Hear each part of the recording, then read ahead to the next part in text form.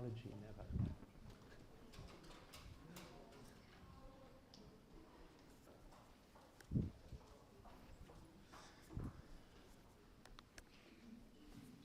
Right, good morning, ladies and gentlemen. Welcome to TWIMS, the Toyota Vessels Institute for Manufacturing Studies. I'm Prof. TWIMS. I'm the Executive Director of this institution. It's my honor to welcome you to this very inviting and lively, hopeful, breakfast seminar this morning. I just want to open up by telling you a little bit about TWIMS. TWIMS are in a very important space in the manufacturing education side. We've got an academic partnership with the Gordon Institute for Business Sciences, where we provide MBAs and postgrad diploma degrees. And then we also conduct executive short courses in the space of management capabilities for manufacturers. And we do customized programming as well. Part of our mandate is also to do research in the field of manufacturing. And this initiative has started in 2018, and we've seen many students going through our institution with a very high impact in the industry. So it's very important for your attendance here this morning as part of the community of manufacturers to be part of this discussion on industrial policy, which have a direct impact on the manufacturing space. So without further ado, I'm going to hand over to my colleague, Dr. Mbugeni Notlovu, and he will take it from there. Thank you very much. Thank you very much, Tiens, and thank you very much for the promotion of a doctorate. Sadly, I haven't achieved a doctorate, but I am a candidate and hoping to achieve it soon. But good morning and welcome, colleagues, to this Industrial Policy Roundtable for TWIMS. This is an opportunity for us as TWIMS to be a platform for some of the most esteemed speakers on the topic of industrial policy. And what we wanted to do is particularly to have this debate around import substitution versus export promotion. Before I get into the context of this debate, I'll just explain the format for our discussion. So after I make a few remarks, I'll hand over to each of our speakers and introduce them in turn for them to give their opening remarks and position on the topic of import substitution versus export promotion. And then thereafter, we will have an opportunity to have an open discussion between us as a panel. And then the last part of it will be to open for a question and answer session with you, the audience.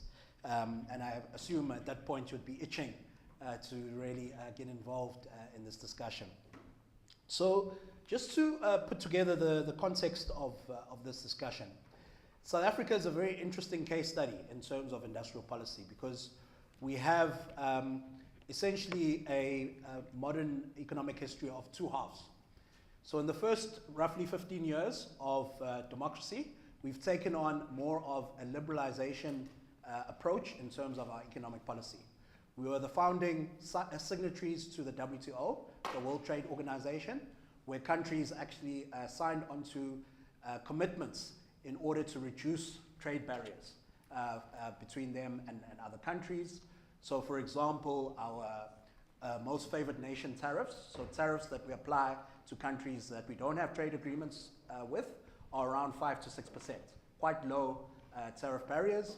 And we also started engaging with the world in terms of having trade agreements, one of which most prominently is the trade agreement that we have with the EU, the European Union.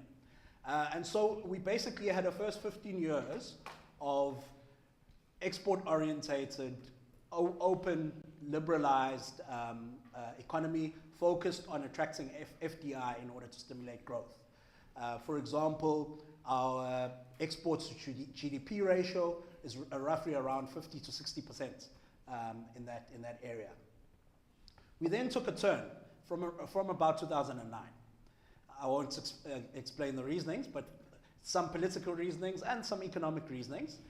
We took a turn focusing more on becoming more protectionist, more focused on import substitution, and more focused on transformation of the economy.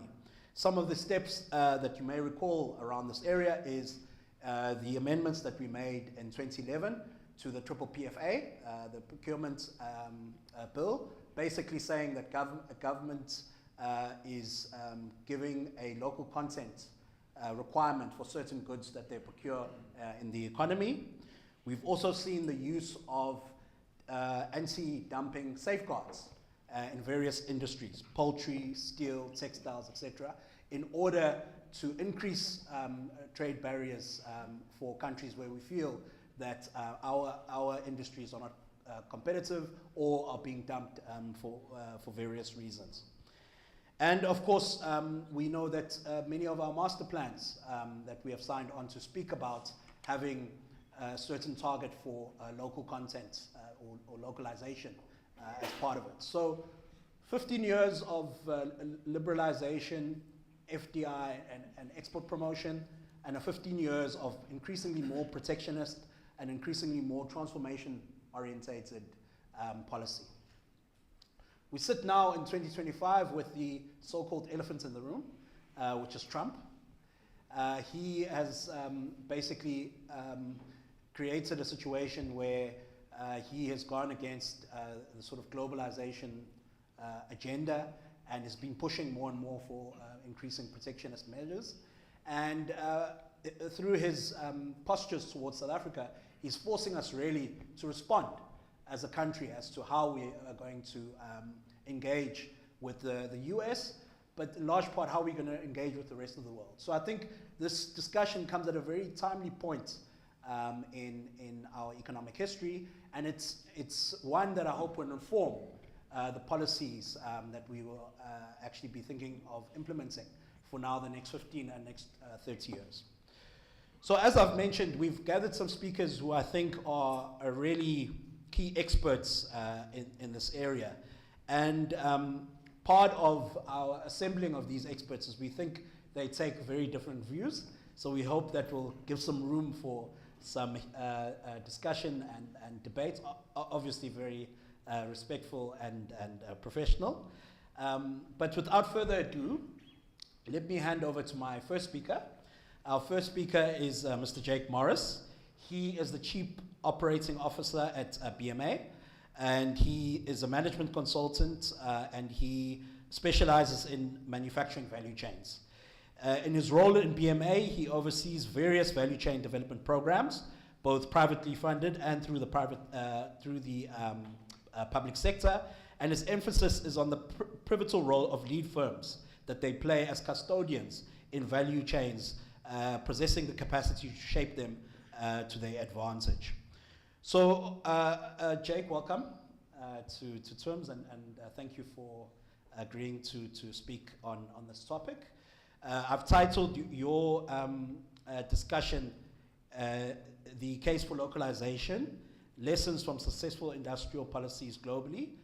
So I hope that you'll share, based on your experience in the clusters and programs that you run, as well as your reading of global case studies, why there's a strong case for localization in South Africa. Thank you. Thanks, Mbongeni. Thanks for having me here. It's good to be here. I know that this has been billed as a fight between import substitution and export promotion, and I'm sorry to disappoint everyone, but I'm going to be voting for both because I think that sort of balanced view is more in line with global best practice. I think language is really important here. So I actually want to start with a definition of what I'm talking about when I talk about localization today. And that is basically import protection to grow local industry and generate export competitiveness. And so immediately there you can see that I'm trying to get away from a binary paradigm where we have a choice between either import substitution or export promotion. So having clarified that definition for me, I guess my starting point would be the manufacturing-led growth path is the one that has propelled virtually every country that has transformed from low income to middle income and upper middle income status. And so we have no choice but to grow manufacturing. And in the history shows that governments have played a major role in doing that. They have not taken a back seat. So the last few centuries, in terms of economic development, is really a story of trade and industrial policy driven by governments with import protection as an integral part of that. So if we think about the UK and then the US, from the 18th century through to the East Asian economies in the 20th century, most recently, obviously, China. These are all stories of trade and industrial policy which include picking winners, which include import protection. It's interesting to note that some of that protection has been far more aggressive than what we're talking about in South Africa. So if you think about the development of the automotive industries in South Korea and Japan, where there was no industry, basically. They were starting from scratch, and there was a desire to have one. And forget about import tariffs. They put a ban on FDI. They kicked out foreign companies from the country. So in 1933, Japan kicked out General Motors and Ford, and they said, we want to create space for Toyota, which largely up until then had been a textile company, to develop into a globally competitive automotive company. And it was the same with the beginnings of Hyundai in the 60s in South Korea. And it took a really long time, probably longer than they thought. We're talking decades here. In fact, Toyota had to be bailed out by the Central Bank of Japan in the 50s to stop it from going under. And it was only sort of in the, I think it was in the 80s or so, that it became the global force that it is now. Similarly for Hyundai, I think it was in 2009, Hyundai actually started assembling Ford kits imported from the US in tiny volumes, and in 2009 became a larger global producer than Ford itself. So this stuff took time. It was accepted that there was a cost to this. It was accepted that people were going to pay a higher price for cars, that they were going to drive inferior cars. But what those governments understood was that the relevant question was not a static cost-benefit analysis, which is what do we give up, what are the costs and benefits today, which is what economists would call static allocative efficiency, but rather the question is, how do we get on a path of industrial upgrading? So a cost today for economic prosperity tomorrow. And so they took those bets, and it's hard to look back now and suggest that was the wrong approach for those economies. So if we fast forward to today, we see that thinking permeating the policies of the most successful emerging economies over the last few decades. So there's something called the Trade Barriers Index, which measures the level of protectionism based on both tariff and non-tariff barriers to trade. It does so for 88 countries. And what we see, firstly, actually South Africa is in the top half of the index, so the least protective half of the index.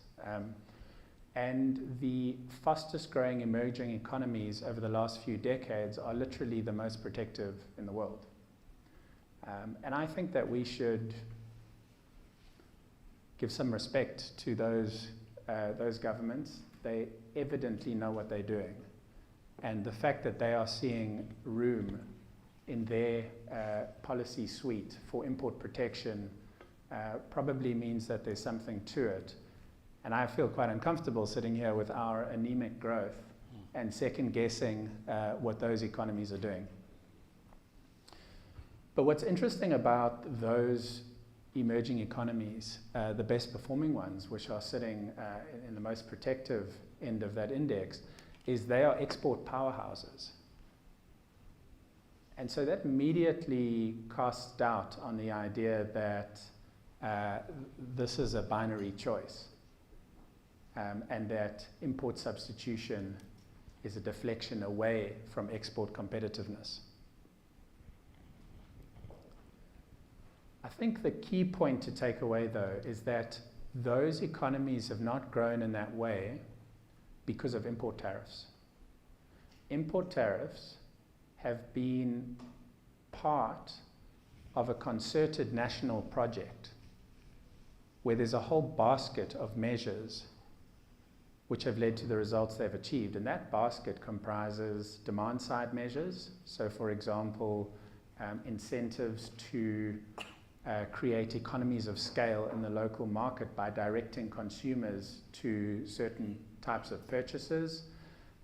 For example, in Thailand, it was demand-side measures that basically forced everyone to buy a pickup truck because economies of scale in pickup trucks allowed the local value chain to specialize and become super competitive with that particular platform. Then supply-side measures, import tariffs, protection given to producers, a big part of it, but not the only one. So corporate income tax breaks, duty rebates on imported materials, and other supply-side measures. And then there's a big basket of other constraints to competitiveness, or turning those into drivers of competitiveness. And here I'm talking about public infrastructure, electricity, water, ports, transport and rail, education, the labor model, all of those sorts of things. And so it is the coordinated, synchronized effort, a sort of national mission, in which import tariffs were a key part, that has driven those economies. And I think that is a good segue to South Africa, because we're in the difficult situation where there are many manufacturing industries which are struggling, and that is despite many of them receiving some import protection. And that puts us in an awkward position, because just like some of those economies I mentioned earlier, we have given up some affordability for many years in exchange for growth, future prosperity, which hasn't materialized. And so that places us in a conundrum. What do we do? But I think the important thing is to ask why. Why have we not grown? Is it the policy? Is it the institutional capacity to execute that policy? Or is it those other constraints to competitiveness that I mentioned? My view is that it's always the other constraints. It is usually poor execution of policy. It is sometimes the policy, and it's occasionally localization policy in particular. And I think that there are two implications from that view. The one is that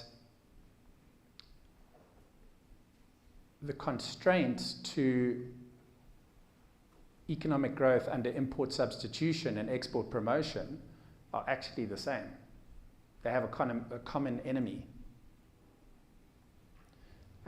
If firms can't be competitive at home because they have to generate their own electricity, they have to drill their own borehole, they have to transport their own workers to work and back safely, they have to hire private security to keep their premises safe, they have to train unskilled people on their own account because the public education system is not doing that for them.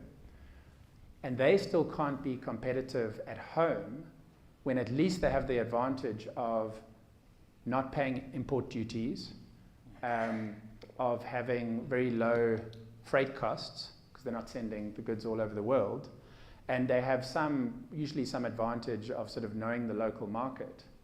Well, geez, good luck abroad when you can't fall back on those things. So there's, I think, a common enemy, which is in fact even worse when it comes to export promotion. And that leads me on to the second implication, which is, I think given that, I would say that the focus on, I would say that the anti-localization narrative is to some extent a red herring. because it's not addressing the primary constraints to competitiveness.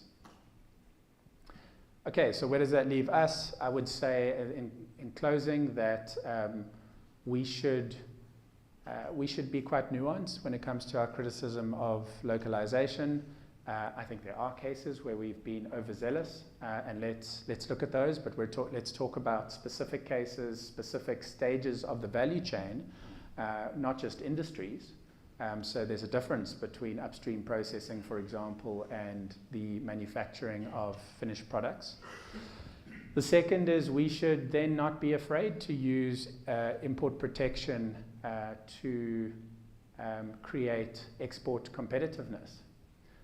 The key, though, is we have to do it as part of this coordinated, synchronized national project, learning the lessons from some of the economies which I spoke about a few minutes ago. And then I think that leads to the third, which is that we've got to fix these constraints to competitiveness, which are the common enemy of both import substitution and export competitiveness. All of the factors around public infrastructure and the labor model and burdensome transformation legislation, etc. So I think I'll leave it there. Thank you very much, Jake. A very strong opening salvo there. You know, so you've, I think, defined very well your model of localization or definition of localization, which is import protection for export competitiveness.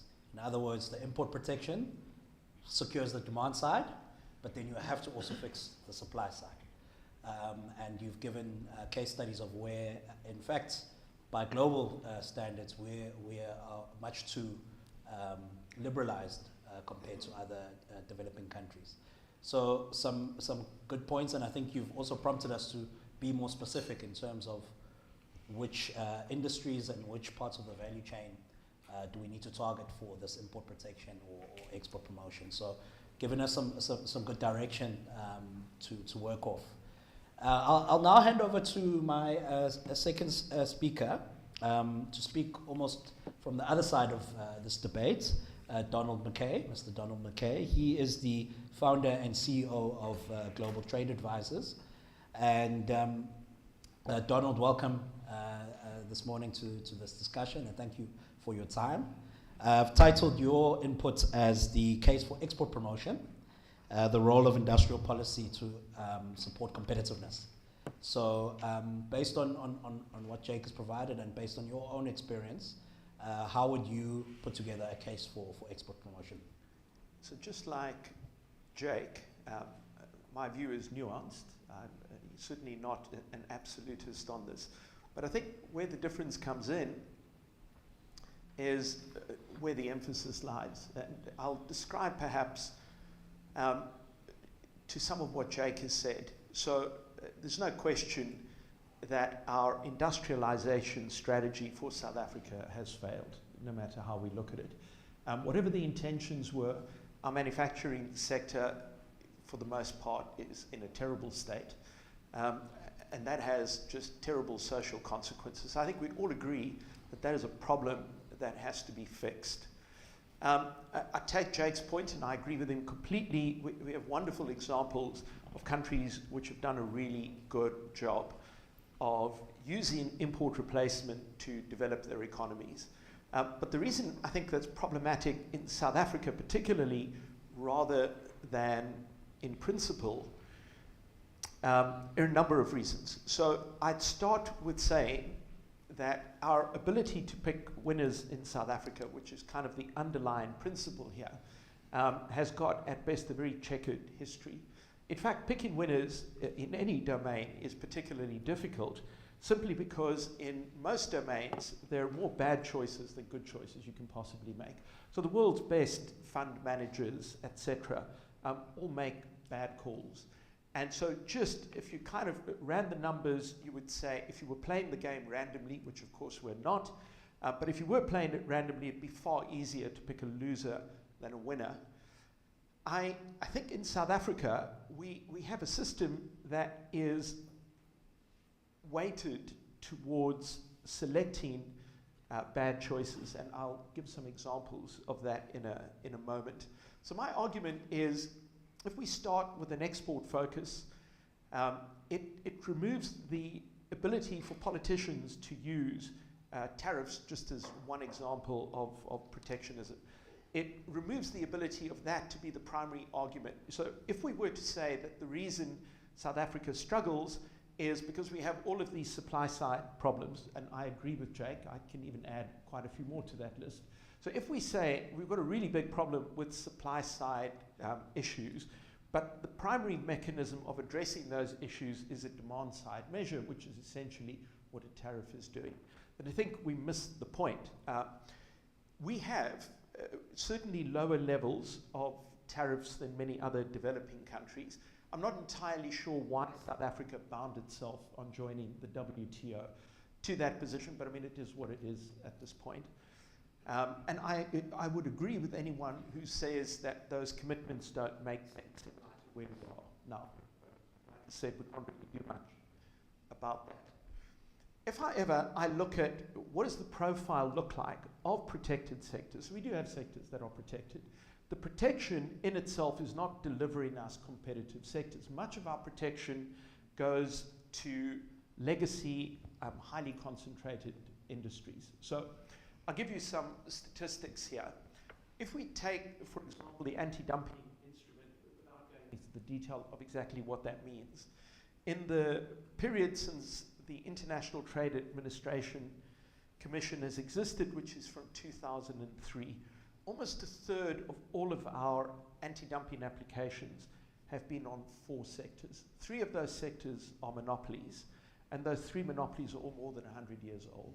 So it's an anecdote, but it's not an irrelevant anecdote. We protect the legacy businesses because our industry, the structure of our South African economy is very concentrated. Irrespective of what our policy position is, we have a small number of companies that make up the bulk of pretty much any sector you can think of. And so because of that, the winners out of this will tend to be the bigger groups. So much of our policy, what it does is it locks out smaller competitors. Now, I don't think that's the intention, to be clear, but it is the effect of much of our policy. So when we look at import replacement as a strategy, there's no question that countries like Thailand, for example, have done incredibly well out of it. But there have also been many failures. So we can't just look at the successes. We also have to look at countries like Pakistan, Venezuela, Zimbabwe, etc. Venezuela and Zim are almost a cheap shot. I appreciate that because they're basket case economies and it's not related to import replacement. But there are many examples of where it has not worked. And so the assumption, if we're going to say that import replacement as our primary strategy is going to work, it assumes that we have well-functioning institutions in our country that can make it happen. It assumes there's a level of competence and coordination within government to execute these strategies well. And I'd argue, if we take the example of some of the master plans, which have, I think, had very good intentions. You put all the people in a room together, you hope they don't break the Competition Act in some way, and then you come up with an idea for that sector. And if you go through those master plans, what you find is in all of those master plans, there's a portion of work that government needs to do. So depending whatever it may be, it varies by sector, but government has a job to do. For many of them, the failure of those plans have been the government portion of the execution has not happened. That's not the fault, to be clear, of the Department of Trade, Industry and Competition, because many of those actions are sitting in other departments, whether it be Transnet, etc. And there isn't a functioning ability for these departments to work together.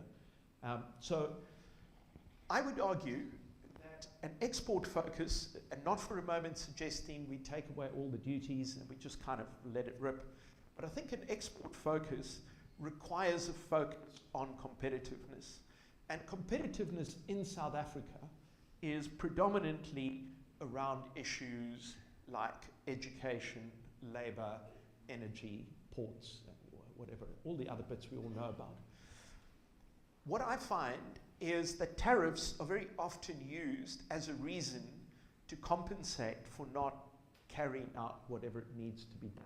So what happens is we give protection because we haven't done this. So the company is not unable to compete globally because imports are cheap. I mean, sometimes that is the case. But very often they can't compete globally because they're burdened with costs, as Jake enumerated, that make them uncompetitive. Tariffs don't fix that. So companies don't become more competitive by removing competition from the market. And I would argue there is a place for tariffs. Again, unfortunately, nuanced position. So I think where it becomes a problem is when protection is viewed by the recipient as evergreen.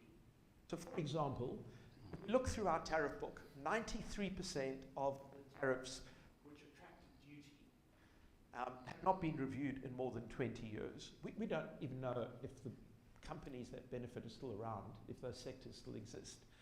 ITAC says it's too much work to review so many tariff codes. You just kind of have to live with it. The expectation is companies need to bring applications and assess them one by one. To put a number to that, this is almost 3,600 individual codes. Again, the bigger companies will have the ability to act on that. The smaller companies will not.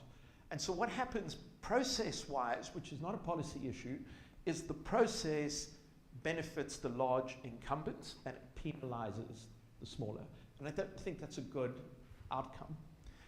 I'd add something else, which is the way localization got implemented, particularly with the previous trade minister's introduction of these reciprocal agreements. I think we ended up with a very, very transactional policy space. And I think in that transactional policy space, the economics of the decision becomes subordinate to what the commitment looks like. So again, let me give you a real example. We have a company which manufactures a particular food ingredient. They import a raw material which is not made locally. They apply for the duty to be removed. They're told it can't be removed. They wait 3 years for a decision. At the end of the 3 years, they are told, we'll give you the removal, but you must commit to employing a few more people, 9 to be precise. Employ these extra 9 people, and you've got to make a commitment to do more training, etc. They sign off on that. It takes another year. The department comes back to them and says, look, we've got one more requirement. We will be setting up a domestic producer of this product, and we need you, as the biggest buyer of this product, to make a commitment that when the plant is up and running, you will buy 100% of your consumption from them. Now, the company says, look, we can't do that. We've got to test the product. It's questionable. Why is the government department the sales force of a private producer? But this is how localization ends up being implemented. It's not clear to me why. And by the way, we still have a duty on the product. So it's not as if the problem's been resolved. We're years down the road here. It is not clear to me how this is a win. So we've delayed something. Someone's paid millions in duties. They become less competitive as a manufacturer because there's a hypothetical business that will set up. And again, I don't think the intention behind all of this is a bad intention. But I think the way these processes manifest start to benefit the process of private lobbying, start to benefit the company who is prepared to make a secret agreement with someone in politics. And I think if we've all learned, the one thing we don't want in South Africa are more private agreements between private sector companies and politicians to formulate government policy. But that is the net effect. And again, I'm not suggesting this is a corrupt relationship or anything, but it kind of becomes corrupt adjacent. And with the wrong incumbent, it stops being adjacent. I'll keep quiet.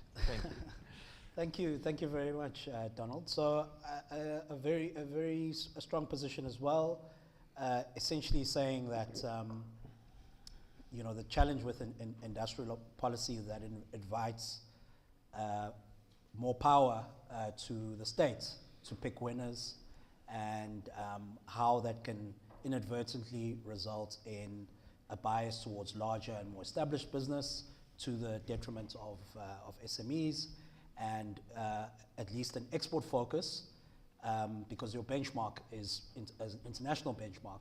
It invites you to focus on competitiveness as opposed to trying to protect legacy businesses, which is what you characterize as being the inadvertent or advertent result of many of these localization processes.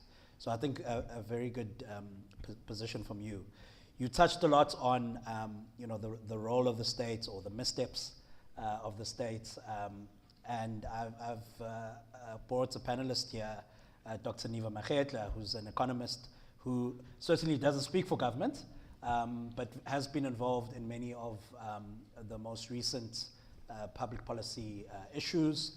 She has worked in government up until 2015 as a Deputy Director General of the Economic Development Department, but subsequently has been working as a senior economist at TWIMS, Trade and Industrial Policy Strategies, which is a think tank of the DTI. So has been advising governments and has been involved in some of these policy processes. So Niva, welcome to TWIMS, welcome to Durban. We're delighted to have you here. Your response to the discussion thus far, and particularly on the role of the state in balancing between import substitution and export promotion. Yeah, so I mean, my first response is we're all in agreement, so can we go home? In the sense that what's clear is we're all saying, firstly, tariffs can be very useful and important to promote industrialization, and secondly, they often have not been used appropriately in South Africa. I think we can all agree on that. And I think Jake said everything I would like to say about when tariffs work, and when localization works. I do think also that Donald's points about they need to be linked clearly to cost cutting, so you're not just protecting inefficiency, but also that we need to be realistic about the policymaking process, and is it adequately protected from lobbying by established companies that are just trying to get rid of the competition rather than actually using the space to develop. So what I want to talk about is something else which is slightly more in line with your broader question, which is, that South Africa, that where tariffs have worked to promote industrialization was obviously everywhere in the 18th and 19th century, and then in the 20th century in East Asia. No? And we don't really look at all like East Asia. And I think that's where we have to start saying, how do we test these things against our own experience and the evidence and our own needs? So where do we differ from East Asia? Well, firstly, we are extremely mining dependent compared to even Latin America. Now, like if you look at the share of minerals in our exports, and I will send you the data, but we're just off the charts compared to other upper middle income countries everywhere in the world, basically. And we haven't, so one thing we haven't talked about is one of the costs for our producers is that since this transition to democracy, our downstream manufacturing and the mining value chains are paying the import parity price, or at least the export parity price for mineral products. And yet that was always supposed to be in our industrial policy, one of our core comparative advantages, was that we would have these cheap raw materials, similarly for agriculture. So if we don't deal with that as a key cost driver in terms of our own competitiveness, like you said, otherwise we end up just saying, well, government should improve services, which is a good idea. But also we have, we are still one of the most unequal countries in the world.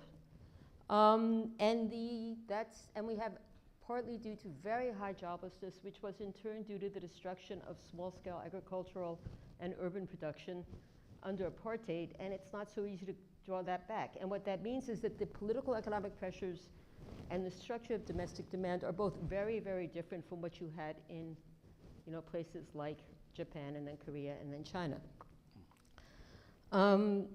And that also has political economic implications for tariffs, because what it means is, for instance, when government puts a tariff on wheat or a tariff on poultry, you know, for poor people that can be quite devastating.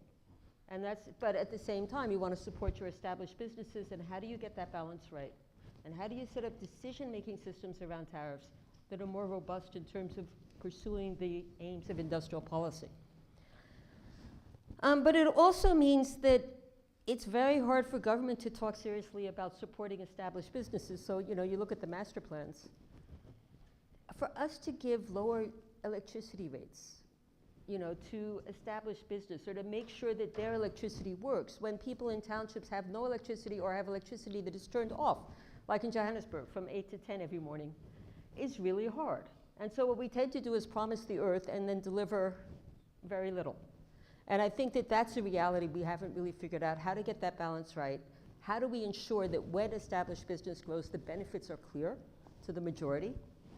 Because until that happens, politically in a democracy, it's extremely difficult to manage. So I would argue a core tension here is between a democracy, the political side of things, it's supposed to be a one person, one vote, and an extraordinarily unequal economy. And managing that in terms of coming up with sensible policies is really, really different. And for those of you in business, as you know, we tend to say one day we love you and the next day we tell you how much we hate you. And I think it reflects that dynamic.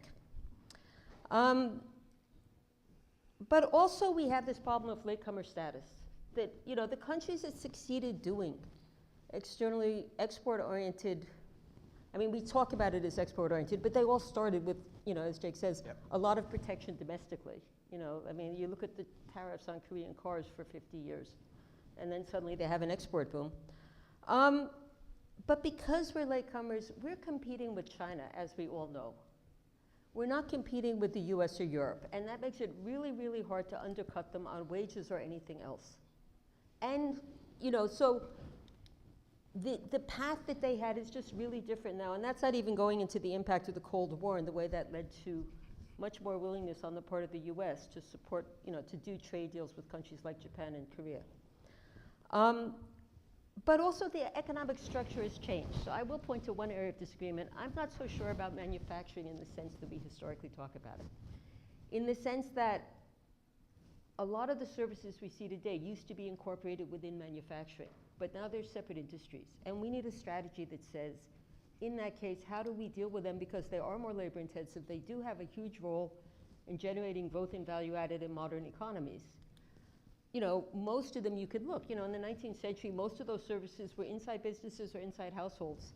How do we think about them as separate sectors of the economy and separate economic activities rather than just dismissing them? But also the technologies have changed, and that gets back to what you were saying, that the very large-scale Fordist technologies of the past, you know, no longer exist. And I think that makes industrial policy much more difficult, because you have much more fluid situations, much more decentralized producers. And you have things like, you know, the mini mills coming up in steel, or the renewables coming up in electricity.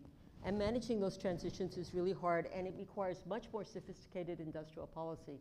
You can't just say, well, this is what they did before. I mean, I have a problem that I feel like a lot of our industrial policy, it's either Stalinist or it's Fordist, but it's not really very modern, you know, and that's why people say we need to save steel no matter what. So I would actually say the questions that we need to grapple with, right? And those questions are, firstly, what are we actually trying to do with industrial policy in South Africa? Is industrial policy just supporting established business and growing manufacturing and high-end services, even though we know it won't create jobs on a mass scale? And if that's the case, what do we do about jobs? Because you won't be able to implement that policy in a democracy unless you can show you're also doing something to benefit the majority. And what often comes up, as you know, is that it's production of goods and services for the domestic market that will create jobs. It's production of exports that often drives growth. And how do we think about that balance and manage that tension? And how does industrial policy change? In other words, if we're saying we need to prioritize employment creation and creation of economic opportunities for the majority. A second question is, how do we think about industrial policy in a modern economy? What has changed? That means you can't just, you know, promote the really big, you know, you can't promote ISCOR and Sasol and that will do it. because the modern economy is just more complex domestically and internationally. I do think increasingly important, which is there is a pushback from the US and Europe about buying goods from overseas. How does, the export-oriented industrialization worked because the US was the buyer of last resort. If they are and I don't think it's just Trump, it's clearly a deeper thing going on in the US. They may or may not keep it up, but if they do, how does that affect the potential for export-oriented industrialization? And you saw they want to put 25% tariffs on cars. A chunk of our cars go to the US. How does that, what happens there? And then finally about the decision-making process, that how do we come up with a decision-making process that actually industrial policy is always open to corruption, and all those East Asian countries had famously had corruption and had matchmaking between the private sector, by the public sector and the private sector, and all the problems that brings. The question is, how do you do it in a way that doesn't completely subvert your long-term aims? And I do think that what are the conditionalities we need for tariffs? How do we do the decision-making so it's protected from lobbying by established interests? All of those things become very important. But also, I would argue, part of our problem has been since '94, is that we don't have systems to manage risk, and so we become incredibly risk-averse. So when you talk about the need for structural change, it's always risky. And if you don't have systems to manage that risk, the easiest thing to say is, well, that sounds like a very interesting idea, and we won't fund it. And I would argue that that's a core challenge. No? Tom. Thank you very much, Neva, for your reflections and really pushing us to think through the fact that all of the case studies that we use don't necessarily fit our context. In Africa, the fact that we're mineral dependent, the fact that we are now a latecomer, we are not only a rival or a challenger, to use that term, to the established developed countries, but we're also now competing with the likes of China. So this really makes our position quite unique, and you force us to think about not just established, but how do we modernize this economy, and is industrial policy taking that into account? As I segue then into the open discussion, I want to pick up on this issue of legacy industries versus modern industries. I think I had a discussion with you many years ago when we had this question about, I can't remember these precise industries, but it was steel versus another industry. And you made an interesting point, which I've thought about until today, which is, replacing a steel mill, the capital that's required for that versus any kind of labor-intensive, like a poultry farm, where in these days you can have an up-and-running poultry farm. It's very modernized. It's very you can actually make it quite compact, modulated, versus a steel mill, versus an automotive plant. So, is there a case? This is now open to the floor. Is there a case in protecting these kinds of industries where there's a large amount of labor, capital that's required to get them back up and running, and you lose potentially the ability to support the downstream if you don't have the upstream capabilities? Who wants to jump in? Maybe Donald, and then Neva and Jake.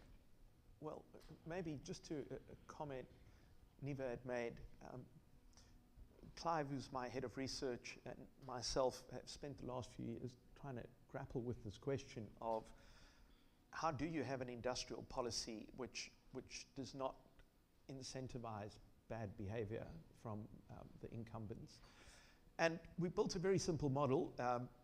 It's okay, it's not perfect, but I think it's better than what we have, which really says that there are two things you need to do. The one is you need to drive up levels of transparency. So our industrial policy has really been a case of secret negotiations, and I think that's deeply problematic. So you need to increase the levels of transparency. You need to have greater levels of meaningful sectoral participation. I don't mean throw it open for the whole population to comment on, But what happened with the master plans is the selection of who was in or out of the master plans was quite deliberately made to ensure that the outcomes you wanted would arrive. So what you end up with is you deprive the participants in the sector from proper participation, and information is only shared with a select group of people. It's not obvious to me why the secrecy benefits the process. I understand why it benefits the incumbents, but it's not obvious why it benefits the others. So that's just to that comment. I'd love to hear what the other two have to say about it. Regarding these big industries like steel, I don't want to ever see an industry fail. It's just a horrible experience, but it's also kind of a reality of how the world works. So sectors come and sectors go. We now have a very substantial Chinese steel mill sitting in Zimbabwe. I am told it's state of the art. I've never visited the mill. But part of the conversation may have to be, this is on our border, do we need to have a conversation with a producer, and I'm going to make a guess, that is competitive because it's this new mill and apparently populated with very good engineers and metallurgists, etc. Do we need to start to say that the 100-year-old mill we have may not be the best investment? Now, again, I'm not passing judgment because I don't know, or are we better off saying the center for our primary steel production might need to move a couple of 100 kilometers north? I don't know, but it's worth consideration. But my concern with protecting very far upstream, which tends to be where the capital is rather than the labor, is that what happens is everything downstream from there becomes a little bit less competitive. And so the labor-intensive sectors tend to have to pay a higher price. They become less competitive. There's an incentive to import the downstream product instead of the raw material. And in a country which has levels of unemployment like South Africa does, that's a consideration we need to make very, very carefully. That's... Niva, do you have any? Yeah, I just think, look, that was in a very, I think the problem here is on the one hand, you should obviously try and save your capital where you can, but there is also the issue of creative destruction, which is, so that what you do when Eskom cannot actually compete on cost with a lot of power generation anymore. How do you think about that? No? Especially when Eskom may also have a very particular role in the national grid that you can't also just walk away from. So I think these are really tough decisions. What I do think is, I do think transparency is part of it. Part of it is also being much more clear about the evidence required to, for instance, put on a tariff. And costs and benefits and to whom, and specify that much more clearly. That we need decision-making systems that are more robust in terms of ensuring, again, that the measures lead to the aims we're trying to achieve. Yeah? And then the one thing I would say about the master plan process is that, to me, the bigger problem is how do they decide what industries will get master plans? So that it doesn't just become, if government itself doesn't have the capacity to come up with its own vision, then of course they're going to be subject to lobbying by the biggest companies. And then again, the real problem is also that then they can't even deliver because politically it's not viable. And one of these days we should just have a discussion about steel, which seems to be the elephant in the room, as you said. But where I would totally agree is it doesn't make sense to say we will do everything we can to save Arcelor long steel at the cost of smaller and more competitive small mills. But if we're going to try and save Arcelor, to be on the basis of them cutting costs, not on the basis of us protecting them from imports or from domestic producers, which they also want. Thanks. Jake, we need to defend the master plans. At some point, Let me share two observations. The first is that I agree with the sentiment that we should take a value chain approach. So, looking at an individual node of the value chain, especially upstream, which tends to employ fewer people than downstream nodes could, and that may be good at lobbying, that is, it's not a good way to look at this. So I think we should be trying to develop vertically specialized value chains in labor-intensive tradable goods that can be exported. It started with vertically specialized, which is maybe in some ways interpreted as a get-out-of-jail-free card to support some upstream industries. But you know, we do have a certain resource profile, which Neva highlighted, and there may well be some arguments for some kind of strategic support, but upstream, but specifically to create downstream competitiveness, not for the sake of preserving upstream jobs. So that's the first point I would make. And then I would defend some of the master plans. And I think the first problem here is I don't think we can talk about the master plans as one thing, because they are quite different in their focus, in their timing, in their level of participation, in their level of traction. And I actually think part of the reason for some of our disagreements in some of the stuff we've written is that we have different exposure to different industries. And so the two, for example, so I know very little actually about the steel master plan compared to you. The two that I know more about are the automotive and clothing master plans. And in terms of participation from a wide group of stakeholders, I would actually say that those are exemplary. So those master plans went through a lengthy, rigorous process of engaging with, let's take autos, all of the OEMs, okay? And that's not one, it's not like an AMSA there, right? There's a bunch of them. The component manufacturers through NARCAM, the Association of Componentry Manufacturers, NUMSA, the trade union, government, the DTIC.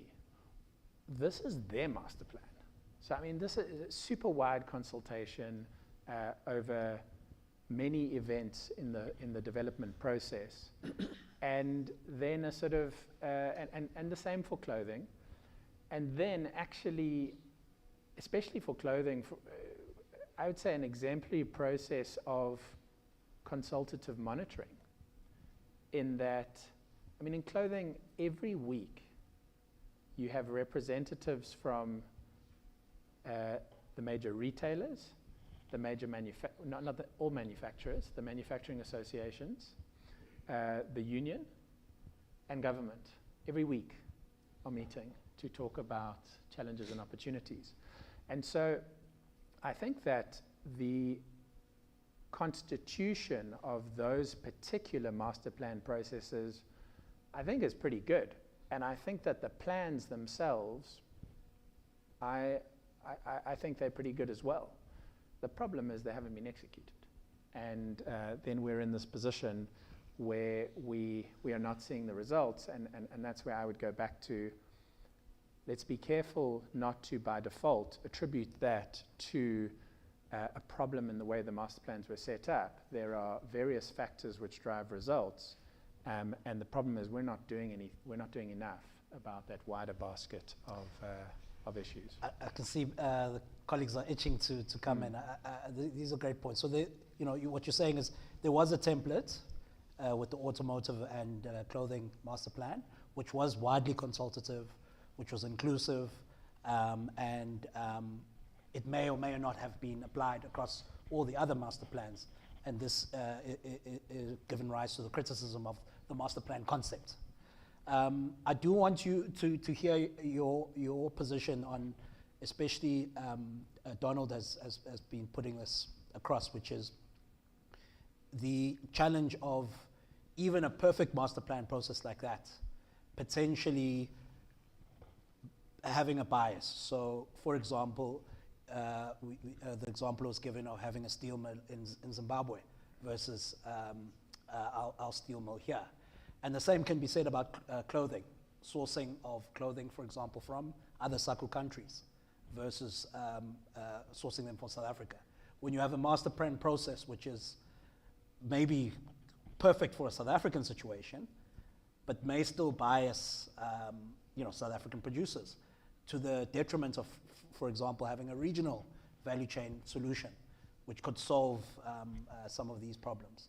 So, you know, even in the best design processes, you may still have some of these biases, for example, not considering a regional position because it's all South African producers that are sitting in the room. It's all South African jobs that we're trying to protect and grow, and we're not thinking, for example, about a regional solution.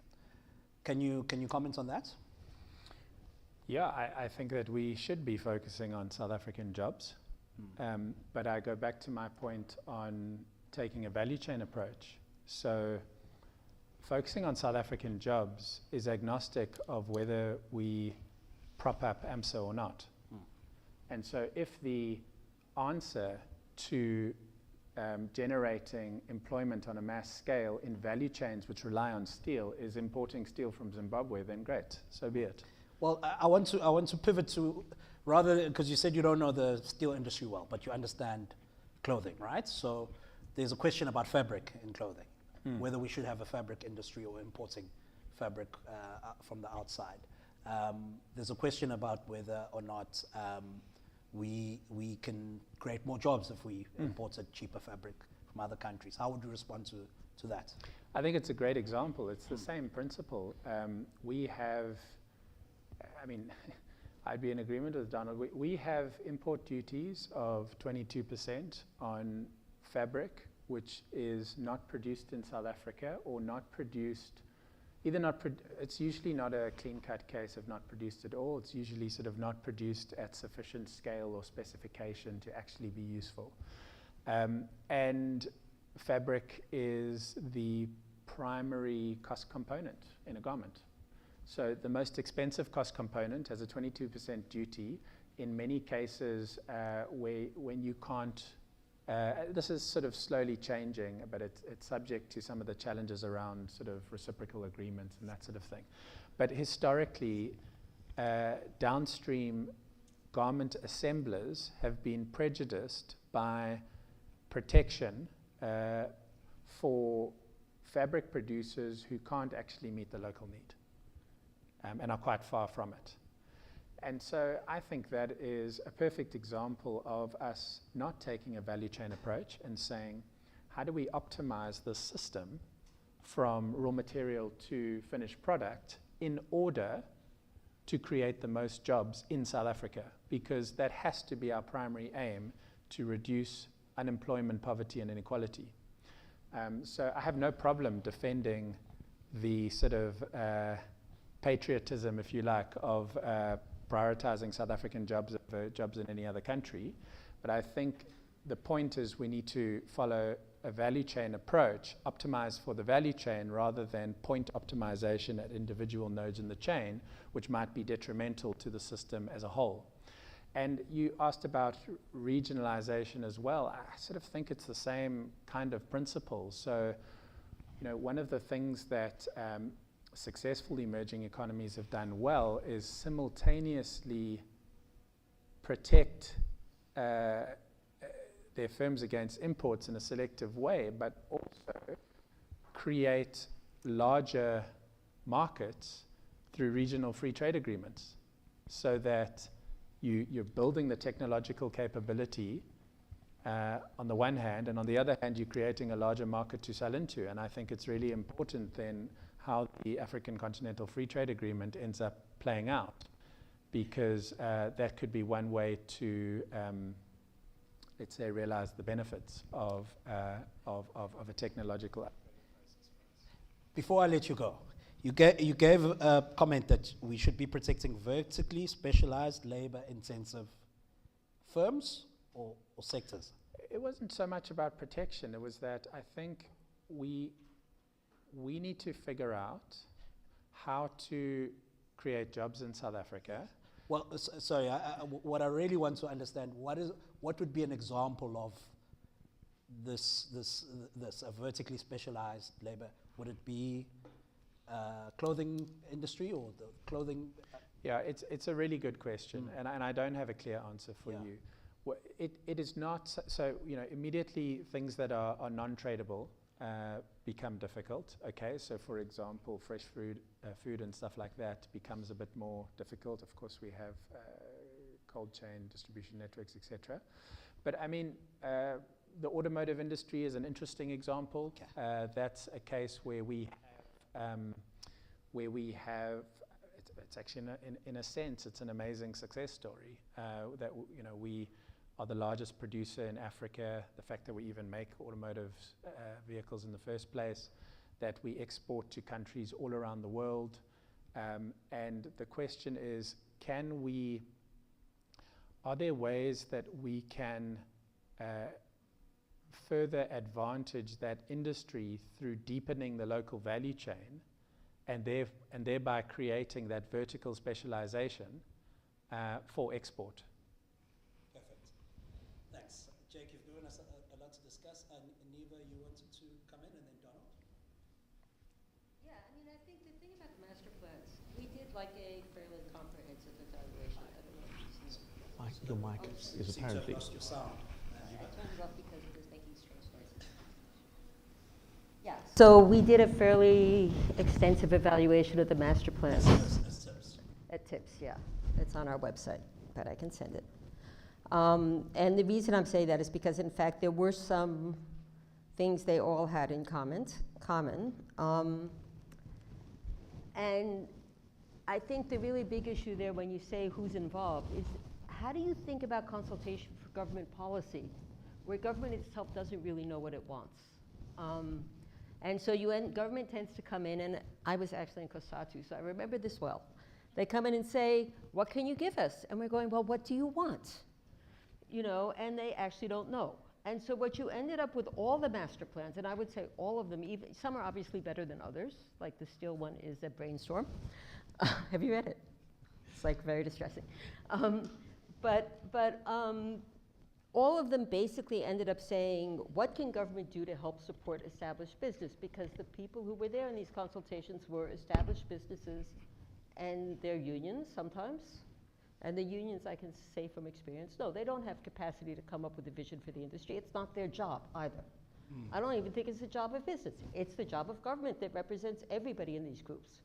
So there were people who were not in the room. And the result is you ended up with, firstly, everybody wants better infrastructure.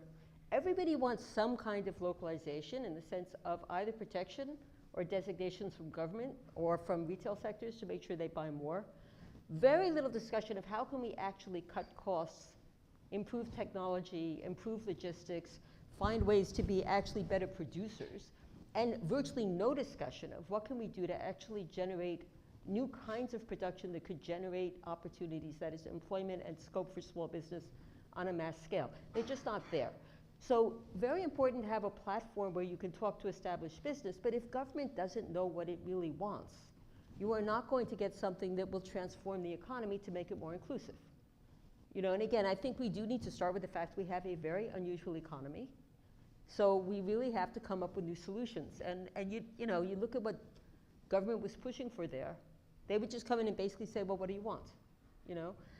And then can you quantify the implications if you grow faster for employment? But just growing faster incrementally is not going to transform, not going to deal with the extraordinary backlog in job creation that we have compared to other countries. We really do need new kinds of production to do that. And that's not on the table in the master plans. Again, I'm trying to say they did what they were supposed to do, which is get established business on board and improve communication. But I think if we look at that as the industrial policy, it doesn't address core challenges in South Africa. So would you say we need a master plan for new industries? I would say government first needs to decide what is the end state the government wants that would actually ensure that we get up to 60% employment instead of 40%. Okay, so that's a very big backlog, and most of that backlog is due to the fact that we don't have self-employed people. So in South Africa, 5% of working people are employers or self-employed. Outside of China, in upper middle income countries, it's 17%, and in China, it's like 25%. And so a lot of the unemployment is, in fact, apartheid destroyed self-employment, micro-enterprise, both in agriculture and in urban areas we lag behind. That doesn't mean we can just recreate that. We can't. But it does mean that a core factor behind inequality is the fact that people are not able to engage in the economy. And we need to have a strategy to deal with that. And then when we talk to the master plans, we can say this is what your industry could do. Or maybe it can't. Maybe all you can do is generate export revenues and we'll use that to develop the rest of the economy. But what I don't think we can do is say, you're going to get a transformative industrial policy by talking to people who are doing reasonably well in the current situation and just want, you know, government to tweak its services. Incremental.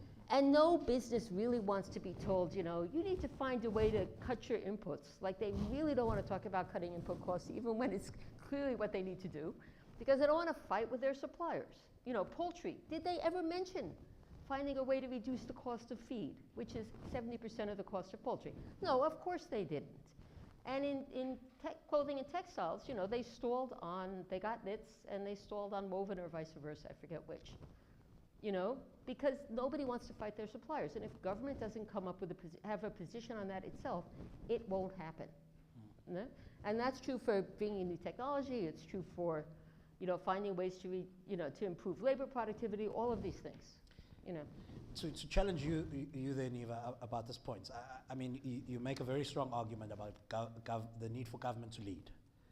You know, part of the appeal of the master plans is we believe that there is a lack of capacity in the state currently to do this kind of complex decision making about the economy. So a sort of public-private partnership, model tries to offset that lack in capacity. You know. But you know, that model, okay, so two things. Firstly, I still think government needs to know what it wants in that context on behalf of the country, because you can't expect private businesses and unions to represent the country as a whole. It's not their job, and they also don't have that capacity. What happened in places where that kind of industrial policy worked, like Japan, you know, like Korea, often used to be in China, is that people were moving out of agriculture, which was low productivity, into manufacturing. And that meant there wasn't the same pressure in terms of just creating employment on a mass scale. So they could agree, how do we raise productivity? How do we grow these industries gradually? There wasn't a push to say, but what are we going to do about this backlog? You know? Also, they weren't as mining dependent, so you didn't have quite the same huge established interests. And they were coming out of revolutions and things. So all of that had, or World War II, as the case might be. So all of that really changed that political economy. But the main thing is much easier to build a national consensus about the need to grow Toyota than there is to build a national consensus about the need to, shift electric vehicles in South Africa so we can maintain our exports. Because for 90% of the electorate, completely irrelevant, and they don't see the benefit. No? Like, you go to Singapore and they will tell you about their, the tour guides will tell you about their industrial policy. Nobody in South Africa cares about our industrial policy because they don't see, unlike in Singapore, they don't see the point. No? I need to hand over to Donald before he I'll come back to you, Jack. So I think I just want to touch on, for a second, I'm heartened to hear about the participation in automotive and clothing. Clothing particularly, and you touch on, we unashamedly need to be South Africa first, but there's a challenge with that. So the first is we're part of a customs union, and the nature of our customs union is incredibly unusual. Essentially what happens is the other 4 states allow South Africa to formulate trade and industrial policy for the region, and in return we pay them a disproportionate amount of the customs duties collected to forfeit that ability to participate. That's not how it's legally framed, but that's the effect of what happened. So the outcome of that is that we get the production in South Africa, and South African firms get a bigger market where they can sell at a higher price because of the duty protection that's extended. Now, I think the unspoken part of that agreement is that we're not going to directly attempt to relocate jobs out of those countries here. And I think the effect of how the clothing master plan got implemented does exactly that. So what we do is we say, we'll give you the duty relief on your 22% textile, but the clothing you produce, you can only sell in the country that you manufacture. So if you're in Lesotho, you may not sell that product into South Africa. You can only sell to the retailers that have signed off on the master plan. There's 7 of them. A lot more than 7 companies that sell clothing in South Africa than the 7 who participated. So this again talks to the concentrating of the industry. So there's a huge incentive at that point for retailers of clothing that benefit to start eating up the producers that sit upstream from them. There's also an incentive to look at where you produce the clothing. If the production of your clothing is going to be penalized because you're in Lesotho, then it doesn't make sense to produce your clothing in Lesotho when you're going to move it here, which is kind of the outcome that you're looking for. The problem is the woman who loses her job in Lesotho doesn't fly to the US to go work for Musk at SpaceX. She walks over the border into South Africa. And so when our industrial policies do nothing but shift kind of jobs around in the region, I don't think that's a winning strategy. Impoverishing the other 4 countries is not a great way to grow South Africa. And it ends up with retaliation that we find, we can't get our vegetables into Botswana, bottled water, and so on. These are not unrelated issues. We don't want to be in that position. So you can't take on this responsibility of saying we're going to formulate policy for a customs union, but we're really going to use that power to just benefit ourselves. I think that there's something in there that's broken. The second thing is you also can't view Africa as just a market. So we're not colonizing Africa.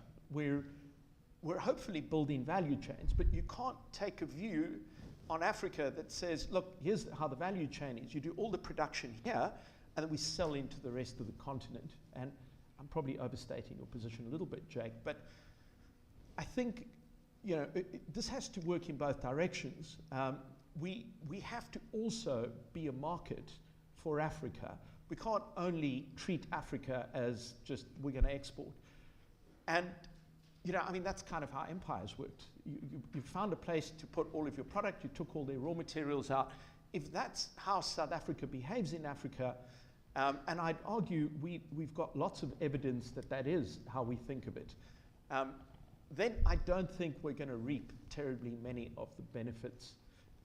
Certainly we don't reap the benefits to any material degree of SADC, to the degree that we could. And for SACU, I think we've behaved poorly and continue to do so. I take some of your points and I'll give them to Jake to respond. I want to challenge you on your position though. And I think of the points that have been made around the potential of localization to be biased, to be towards established business, legacy business, large enterprises. Can't the same be argued about export promotion? And is your argument not an argument against localization, but in fact an argument against industrial policy? Because any industrial policy involves some form of selective choices towards some industries, some sectors. Are you just not a laissez-faire economist in hiding? No, I definitely am not. I'm just not convinced that we've done a good job. I think every country has industrial policy, either deliberately or not. You don't really have an ability to remove yourself. And there's no such thing as a laissez-faire economy, despite what Javier Milei seems to be promoting. I think the challenge I have is the biggest reason South Africa is not competitive globally or locally is related almost exclusively to big supply side problems. There are issues on demand. I was at a steel conference a few months ago. There were just so many ministers that were talking, and one of the CEOs of one of the sort of further downstream companies said, instead of promising all of the rules around government procurement, why don't you just actually do the projects that you say you're going to do? Don't worry that much about how much local content there has to be. Just build the bridge or whatever it might be, and that will make a much bigger difference. But just do what you're going to say you're going to do, rather than building complicated structures. So I think there is a demand side problem, but I think the systemic problems are almost all supply side. I think it's much easier to resolve the demand side problem if you have fundamentally competitive companies But if you can't become competitive for reasons that have nothing to do with how well you manage your business, then it's hard for me to see how selecting one or two businesses can make much of a difference. That doesn't fix electricity or ports or any of the others. That's all I'm proposing. Jake, the floor is yours. Do you want to respond to any of the points that have been made around the fact that the master plans can have a bias towards seeing regional value chains just as markets rather than creating value chains, or the last point that's been made about the selection?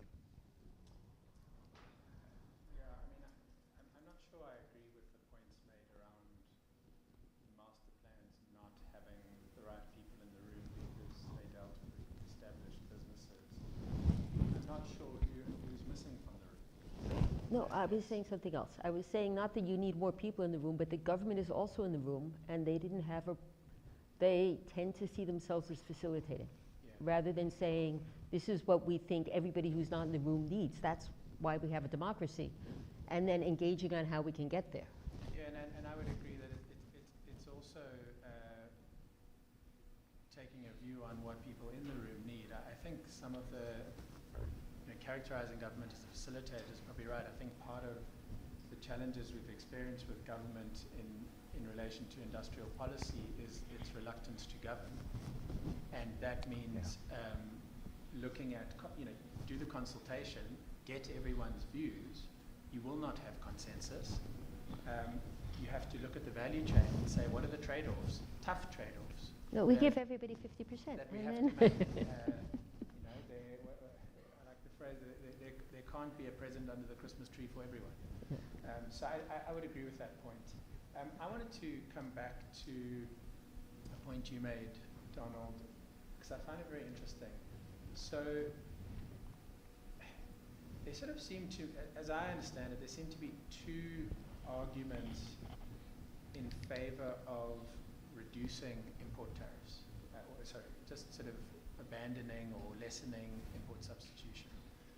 The one is that if you expose firms to sharper international competition, they will see what it takes to be competitive, and then they will get there. And I find that argument unconvincing, because I think that the more likely outcome is that they will simply go out of business, because the unfiltered international competition is tough.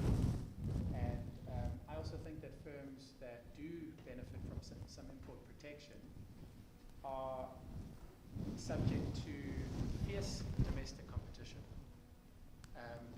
So again, this is not where we're talking about an upstream monopolist. Often we're talking about actually not that concentrated an industry where there is fierce internal competition. And so firms are doing their best to reduce costs. And suddenly exposing them to China on an unfiltered basis, in my view, is more likely to just lead to them going out of business. And the problem is when those firms go out of business, they don't come back. Yep. So that argument makes me nervous. But then you've posed a different argument, which I find intriguing, which is, if I understand it correctly, saying the main problem are these supply-side constraints. And import protection gives government cover to not deal with those issues. And in a way, my interpretation of that is that, if that import protection was taken away, government would have no choice but to deal with those issues. And my interpretation of that is it kind of goes exactly the other way to the first argument. It says not that firms will become, they'll suddenly see, oh wow, this is what competition is about, so I'll just make myself more productive. But instead, they will struggle so much, the situation will be so dire for South Africa that government will be forced to get its act together. So that seems a concession that firms won't become more productive. In fact, it'll firms won't become more productive, it will be the opposite. So that's my first observation. But then my second is, it feels like quite a high-risk argument. It's kind of a bet the farm type of argument to say, actually, we need to make things worse in order to get better. And I don't know if I would be comfortable betting South Africa on that, because things have gotten pretty bad in South Africa many times before, and unfortunately government still hasn't done the right things. So I find it an intriguing argument because it's different to the first one, and I also find it a high-risk one. But I'm curious to know maybe what you think about my interpretation of it. Go ahead, Right. Donald. Well, so certainly I would never advocate for saying that the way to toughen up for South Africa is to be just exposed to China and kind of hope for the best, because we lose that game every time, and so does every other country in the world pretty much. I guess what I am saying is you can't fix with tariffs a problem that is fundamentally not about imports, because tariffs only do one thing, which is make the imported product more expensive. We do a lot of work trying to deal with circumvention of duties, for example. One of the trends we see rock solid every time is you push up duties, you drive up circumvention, just as an example. SARS doesn't have the capacity to cope, and so the winners are the circumventors, not the legitimate traders or the local producers. My argument here is the conversation we need to have primarily is government has to do its job. There's no industrial policy in the world that is going to compensate for the fact when we didn't have electricity. It doesn't matter what duties you put in place, it doesn't help. We should also remember we're not the US. This is a small economy populated largely by people with no money. So they're a very small group of people that have almost all of the wealth. Consequently, the ability for the South African consumer to just keep eating the costs of inefficiency, it's not obvious to me that's a winning strategy either. So I'm not for a moment suggesting we bet the farm, although in some ways we might already have lost the farm with the policies we've had to date. What I am saying is, if you're going to give protection, there needs to be an endpoint where the beneficiary of that protection, whether it be a subsidy or duty, whatever it might be, they need to understand that this is not going to be here for 30 years, that you're going to get this protection for a period, then it's going to be reviewed. So as an example of this, ITAC, when they publish a report for a duty increase, will usually say, in 3 years, this duty has to be reviewed. They never review it. So what happens is, I'm not saying at the end of 3 years, the duty must be stripped away, but it has to be looked at. And you've got, like, what have you accomplished with this protection? Yes. If all you've done is pay a slightly larger dividend to your shareholders, that's a terrible outcome. But because people that benefit from protection know that the protection is going to get locked in, because almost all of our protection doesn't get taken away, it incentivizes lobbying rather than productivity. It's far better, because once you've succeeded with locking in a benefit, those benefits almost never disappear. And if anyone wants the data, I'm happy to share it. So that's my concern. We're not using protection to build a competitive economy. We're just protecting. And I don't think that resolves anything. Jacob, I'm not sure if I've answered your question or added to the confusion. Thanks. No, this has been an interesting exchange. I want to change tack a bit before I open up to our colleagues in the audience. I want to ask a question to each of you, which is the elephant in the room. So what is your view on the threats of Trump and the threats of the end of this sort of globalization, free market era? And if it's a credible threat, how should South Africa respond? Donald, and then Neva and Jake. That's a small room with a very big elephant in it, I might add. Sure.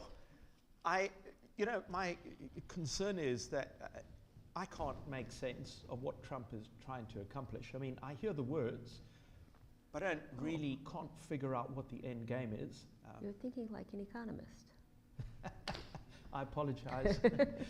So I don't really know what he wants. I mean, he does a lot of really wild stuff. And I think the uncertainty that puts into the global trade and investment system is not good for the system overall. I don't think that tariffs are the answer to every issue that you happen to have with another trading partner. So, but Trump is perhaps by far the most extreme version of this, but he's not the only one. So there's been a move to kind of deglobalize, certainly under COVID, but even starting before then. My fear with all of this is that, I think at its extreme on both sides of this, very bad things happen. So with just a world with essentially no borders, a very small number of people become wealthy and everyone else is just a customer. And on the other end of it, we can't lose all of the benefits of globalization. The world is a lot better off. There are hundreds of millions of Chinese people who are not living in abject poverty any longer. So we can't be insensitive about it. My concern with Trump is not so much what any individual policy is, but he seems to be hell-bent on simply breaking the system rather than trying to say, the first to criticize the WTO, for example, there are problems. But the idea that what we have is a reversion to kind of mercantilism doesn't feel to me like a great outcome, even for the US. I guess that's my biggest fear. I have no answer to what to do about this very big orange elephant. Niva? No, I think there are, as usual, there are no easy answers when the head of a much bigger and more powerful state decides to target the rest of the world and us in particular. I think Trump's aims are, basically he sees it as he doesn't want a deficit in goods trade. So the deficit is less if you include services, and he ignores that, right? Yeah. But the second thing is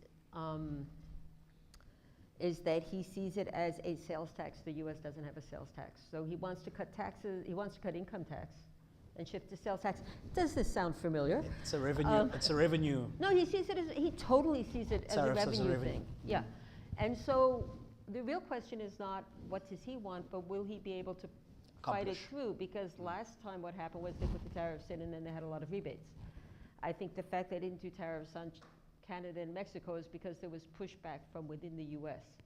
So on the generalized tariffs, as opposed to targeting South Africa where nobody in the US cares, on the generalized tariffs, I think we'll just have to wait and see what happens. But if they do put those tariffs in, there will be big adjustments in the world that will be very hard to manage, and the world economy will slow down. Having said that, I do think there's a problem which a pure export, or a thing that says we can just copy Asia on export orientation, where it's problematic is that it's become really clear that the US in particular, but Europe as well, do not want other countries competing with them. And so at some point they realize that that structure of globalization, the logical endpoint, is that we have much more industrialized countries amongst the beneficiaries of globalization, and they explicitly do not want that. Yeah. And I think we need to learn from that, because the same thing would likely apply to us if we started becoming no competitors. And that to me means we need to be careful about how we think about growing the domestic market, which by the way I think is more conducive to labor intensive activities, as well as how do we grow the export marketing. Think more about how we balance that. So the Niva, I mean the option of being I guess it's off the table now, but it was there at some point, of being sort of a diversity away from China. Some of our manufacturers were saying, well, yeah, the US and the China are having a trade war. South Africa is going to be the safe investment then. I did a little Venn diagram, right? On the one hand, you have plastic straws, and on the other hand, you have South Africa, and the overlap is Trumps think are woke. So I don't think Sorry, repeat the last part? The overlap is Yes. things that Trump thinks are too woke. Oh, okay. Okay. So what is the way of saying, I think that everything they hate about more inclusive societies, we epitomize. So I don't think we're going to win on that one. And whether they will actually go to the point, whether they care enough to do anything, I don't know. But I'm just saying, I think we need to be aware of that as well. But We're too woke. Yeah, too woke. Well, because we necessarily have to talk about diversity and redistribution and equality, and they don't want to hear any of that. And we cannot not talk about it given our history. No? So yeah, so but in terms of the tariffs thing, what I would say is just that, you know, we need to clearly think about how do we think about demand if we can't simply say we're going to export to the US and Europe, because our manufacturers, you know, and China. So our raw materials go to China, and our manufacturers go to the US and Europe, and our horticulture as well. And if those things get cut off, do we have alternatives? How do we think about that? Thanks, Neva. Jake, a credible threat, and if so, what should we do? What happens to Ottawa if they get rid of AGOA? It's a difficult No, but we export a lot question to to the US answer, and as I'm well. not going to pretend to That be I an hope you're right. international relations specialist or a macroeconomist. But I agree with the sentiments expressed here. I mean, it's really hard to know what Trump is going to do initially, and then it's also hard to know what he's going to do after that. There is, I think, a degree of theater to this, right? Trump, I mean, you talked about using these tariffs as a revenue tool, but I think that Trump uses these tariffs as a general purpose negotiating tool. So he wants some action in relation to narcotics and immigration, and decides that tariffs are a good tool to use in that negotiation. So they really become this Swiss Army knife of any kind of negotiation. But then kind of gets, like in the case of Canada and Mexico, makes a song and dance of it, announces what he's going to do, and then sort of within the space of a few days, that at least for 30 days is retracted, and he's won something which those countries were doing anyway. So it's kind of there's a whole theater for something that for a big nothing. And so that's just quite hard to predict. But I think the consequences for us, if he does follow through on some of these things, which he could be quite severe. There's an interesting argument which is posed in particular by Danny Roderick, the Harvard economist, which is that why do other countries retaliate? That the best course of action here would be for Trump to make his blustery threats, and for other countries to go, okay, if you want to make all of your citizens a bit poorer, go for it. And of course there's a cost in that, and it feels like retaliation claims back some ground, but actually it may be a better approach to simply ignore, and it would probably be the thing that would irritate Trump the most, which would at least give some satisfaction. But I don't know. I think that we'll have to sort of watch this carefully. I mean, the last thing I would say is that I have seen some arguments in favor of countries repositioning as, I think they're called sort of connector economies, where they say, all right, well, there's this, trade war emerging between these trade blocks, and there are going to be companies who want to exit that hostile environment, and these other countries can position themselves as the safe haven. I don't know how well positioned South Africa is for that. So, for example, Thailand is trying to follow that approach. They are geographically proximate to China, and so if you need to put your factory somewhere else, guys, we're here next door.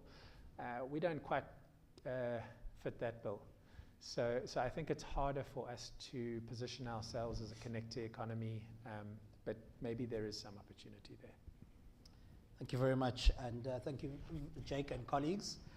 So for the last 30 to 40 minutes, I want to open up this discussion to the floor. We do have a roving mic. My colleague Tobega is coming to fetch it. Perhaps we can take questions in rounds of 3. So if you'd like to ask a question to one or all of our panelists, please raise your hand at this point, and then we'll give you the roving mic.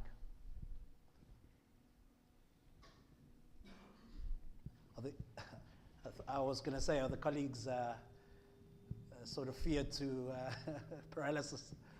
But I'm glad that we've got two hands here. Please introduce yourself and your organization, and then ask your question. My name is Max. I'm from Italy. It's a question and perhaps a contribution.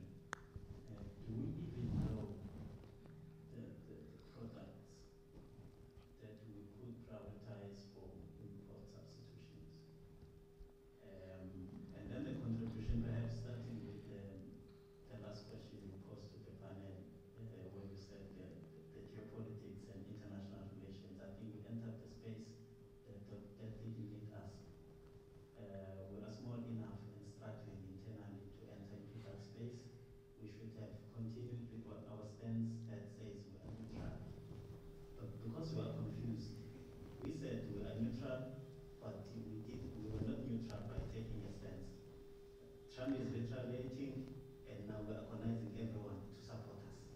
And we're going to spend a lot of money in mobilizing those people. Now, coming to the policy issue, it's another confusion that we are in. In my view, the black economic empowerment has reached its expiry date, and it has to be squashed. I don't mince my word on that. For instance, if you are bringing a foreign direct investment, in my view, if somebody, I don't care whether it's black or white or green, coming to the Pine Town and say, I'm going to revive a factory, I'm going to employ 1,000 people. To me, we need to roll out the red carpet for that person. And focus, I agree with the value chain focus, and focus on the value chain to say, our SMME must benefit there. But from the first conversation, you are saying, allocate 30%, you are chasing that person away.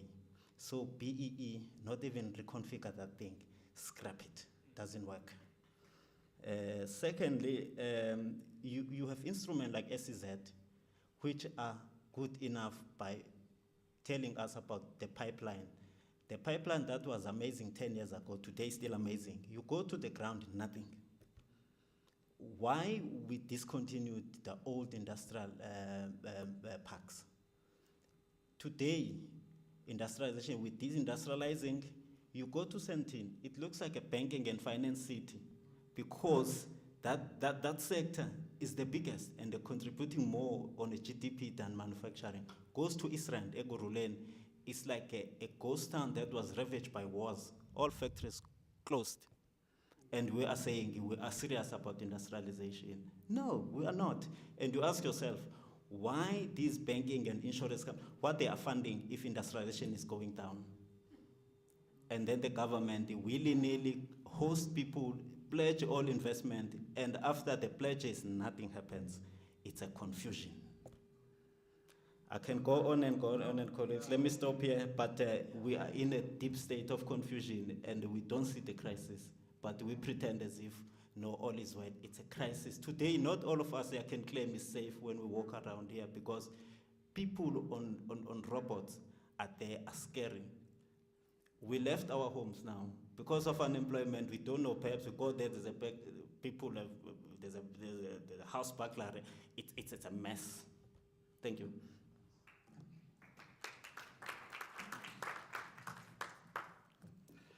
Thanks, Max. I think you touched on some of the key points that I wanted to make. Two comments and then two questions. Just comments, if I understood you, Donald, in terms of protectionism, I believe that protection should remain in place for key priority sectors, but it must evolve to continuously drive cost competitiveness progress. I see it more as not a crutch, but as a high-performance fitness program. So, hold on. So just a comment, and then just with a lot of talk around Trump, and my major concern personally is that he believes his own views, on things, and that he's correct. He doesn't always look at the facts. And the other concern is that his right hand is a South African, Elon Musk, who's highly critical of South Africa and the government in place. So for me, that's a concern. Just generally, I think Max touched on some of the points. It is becoming increasingly difficult to be optimistic about the future of South Africa. Small and poor market, the economy is not growing, especially when you compare it to other countries in Africa. Africa as a whole is doing well. Most countries in Africa are doing well, but South Africa, that's not the case. We've got education concerns, competitiveness concerns, union, labor challenges, other challenges like electricity, water, roads, harbors, location, bottom of Africa, crime. We seem to discourage investments, especially foreign investment, and the Starlink case is one that springs to mind. Incompetent and or under-resourced government structures, very slow to make changes, was mentioned, like the tariffs making changes, wheels move slowly. And then ineffective government policy was mentioned. I mean, the National Development Plan from 2012 has not met its objectives. The transformation program has not achieved its objectives, the youth programs. So sort of the key for me, maybe the questions is there sort of a radical change required around some of government's policies, the transformation policy? They're now talking about the third wave of BEE, and I think there's major concerns around that, so major change around government's policy. And then in terms of manufacturing industrialization, is there maybe a horizontal focus that is required, sort of an SA manufacturing master plan at a horizontal level to say, what is required to sort of industrialize us, almost create this, an environment that is conducive for manufacturing and industrializing going forward. Thanks. The colleagues have made some very, very good points. We won't be able to cover all of the points in response, but one area of commonality between them is this issue of transformation. Very strong view from one of the audience members to scrap BEE. Another view asking a question about, how do we evolve this position? We haven't discussed this. It's worth us just speaking to it as a panel. What are our positions regarding transformation? Whether we should just scrap BEE. Jake? This is obviously a political hot potato, so a difficult sort of conversation to have, but I think that there is a trade-off that we are experiencing between investment and transformation, because we need multinational corporations to decide to invest in South Africa, and for better or worse, those organizations conduct fairly cold cost-benefit analyses and burdensome legislation from a sort of financial and compliance perspective. They go into the cost column. And it's important to recognize that countries who sell their goods here in South Africa do not face that kind of burden. Yeah. And so I think there is I think we are going to have to face up to that sooner or later. I don't know if it's as simple, though, as sort of scrapping BEE. I think we have a unique history in South Africa. We are the most unequal country in the world. We have serious unemployment and poverty. We have to redress the imbalances of apartheid. We need to do something about that. My view is that the best way to do that is through investment and employment creation.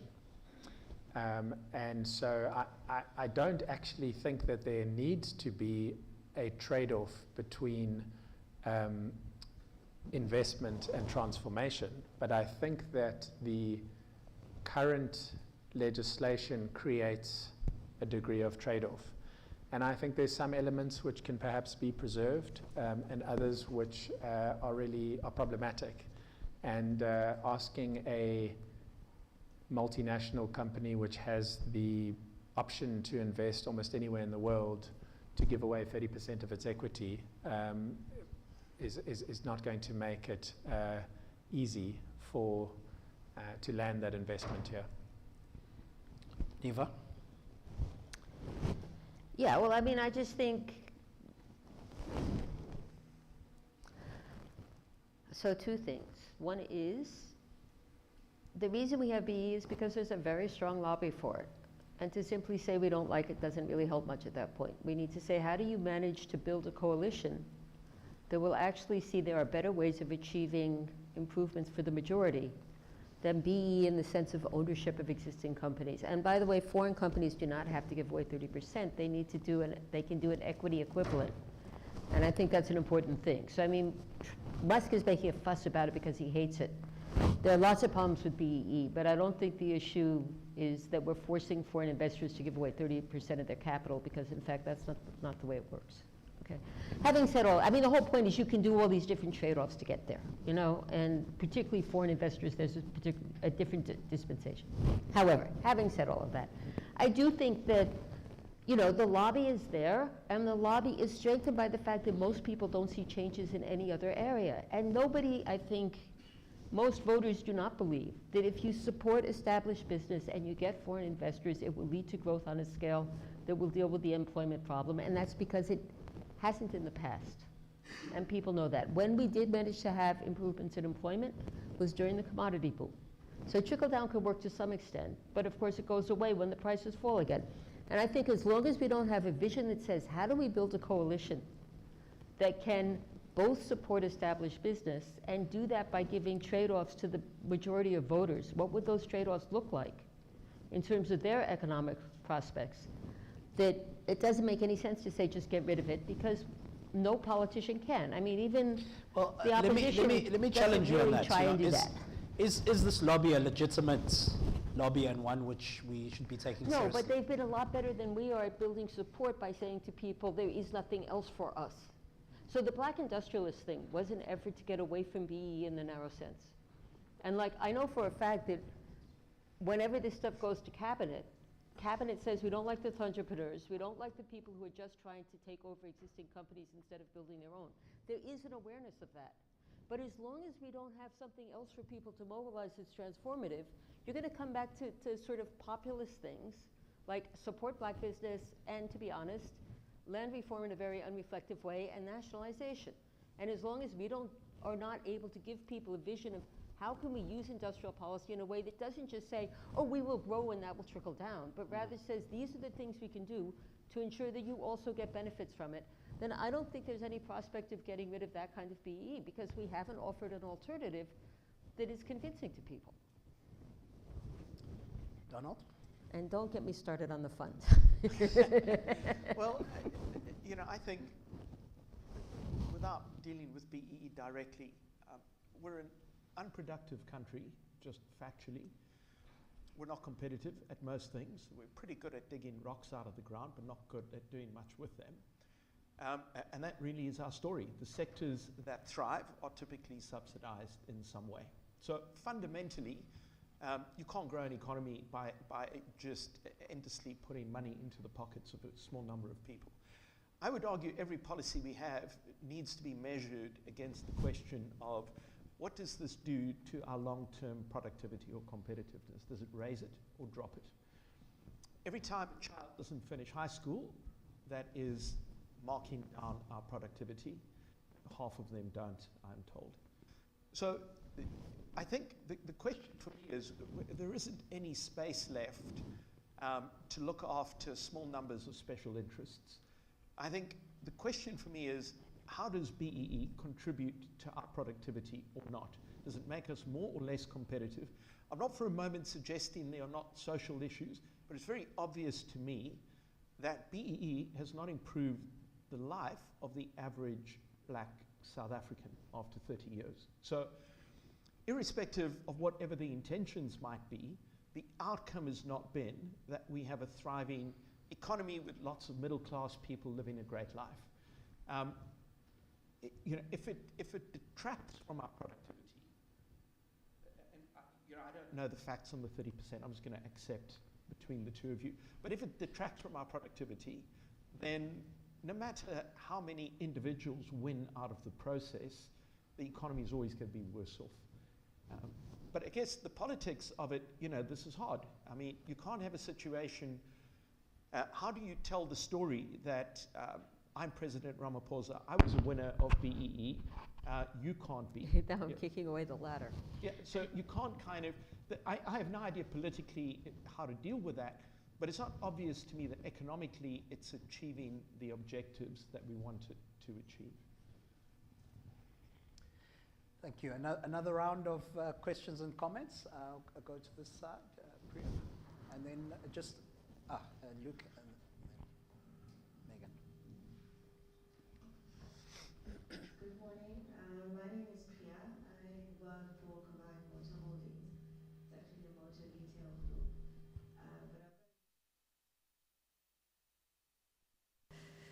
Just about 7 years in the component sector.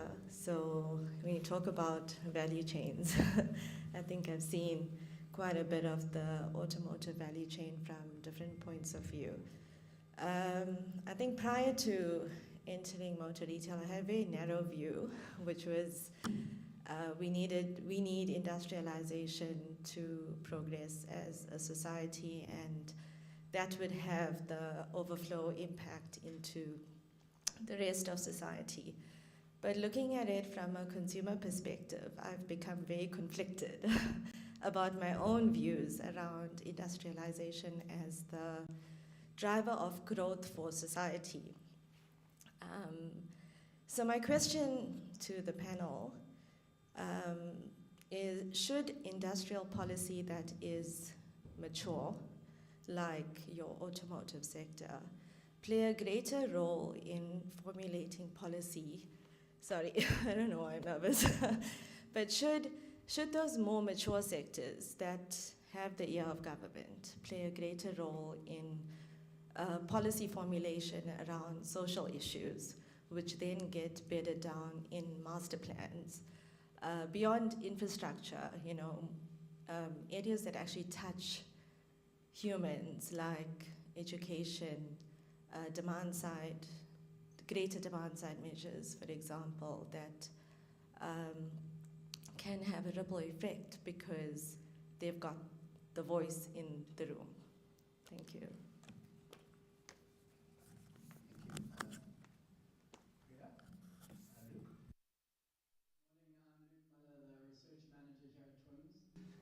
And I just wanted to touch on a point that was made earlier, that all of the big exporting countries, so China, Thailand, South Korea, Mexico, to name a few, they all have special economic zones that function well.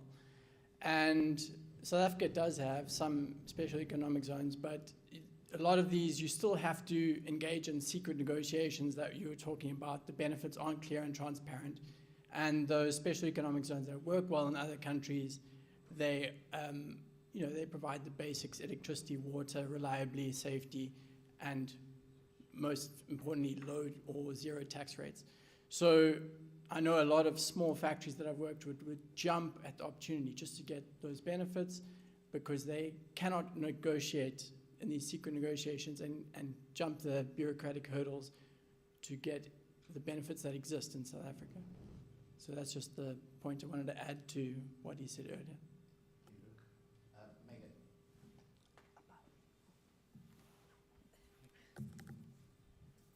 Megan. The name is Mana. We manufacture toilet. Sorry, Megan first, and then we'll come back to you, sir. Oh, sorry. Thank you so much for the panel today. I'm Megan King from BMA. I just wanted to touch on the topic on small business versus large business, which I think came through quite strongly in the discussion. And even though I know that the conversation is far more nuanced than we've had a chance to tackle, a lot of it is focused on how industrial policy has prioritized inefficient, unproductive large business at the expense of potentially more agile small business that could be more productive. But just as we could perhaps generalize around the efficiencies and productivity of large business, so can we inflate the potential and the productivity of small business. I recently read something that stuck with me about small business and entrepreneurialism in South Africa and Africa, and around how the majority of self-employed entrepreneurs in South Africa are really just unemployed in disguise. So we can talk about small business and its potential, but there's the reality around what that actually is that I think we need to maybe be a bit more conscious about when we say, let's not support large business. Not that that's what you're saying, but the past has been about prioritizing large business, but there's this huge potential for job creation amongst the small, which I don't always think is the reality that we're facing. Small is often unproductive because of the fact that it doesn't have the scale to become productive. And large firms with scale globally can be incredibly productive and bring ideas, bring technology, bring skills into the country, which small business does not actually have the potential to do. I don't think it's a large versus small debate, but developing small business is also really hard. What we've seen is how do you take a small idea and a good startup or a small company and scale it? There are many challenges to doing that. So my question is really around, given this complexity, how does industrial policy address the realities of the challenges of small business development while also capitalizing on the benefits of large enterprises, particularly multinationals, that can have many additional benefits if they're developed and supported? Thanks.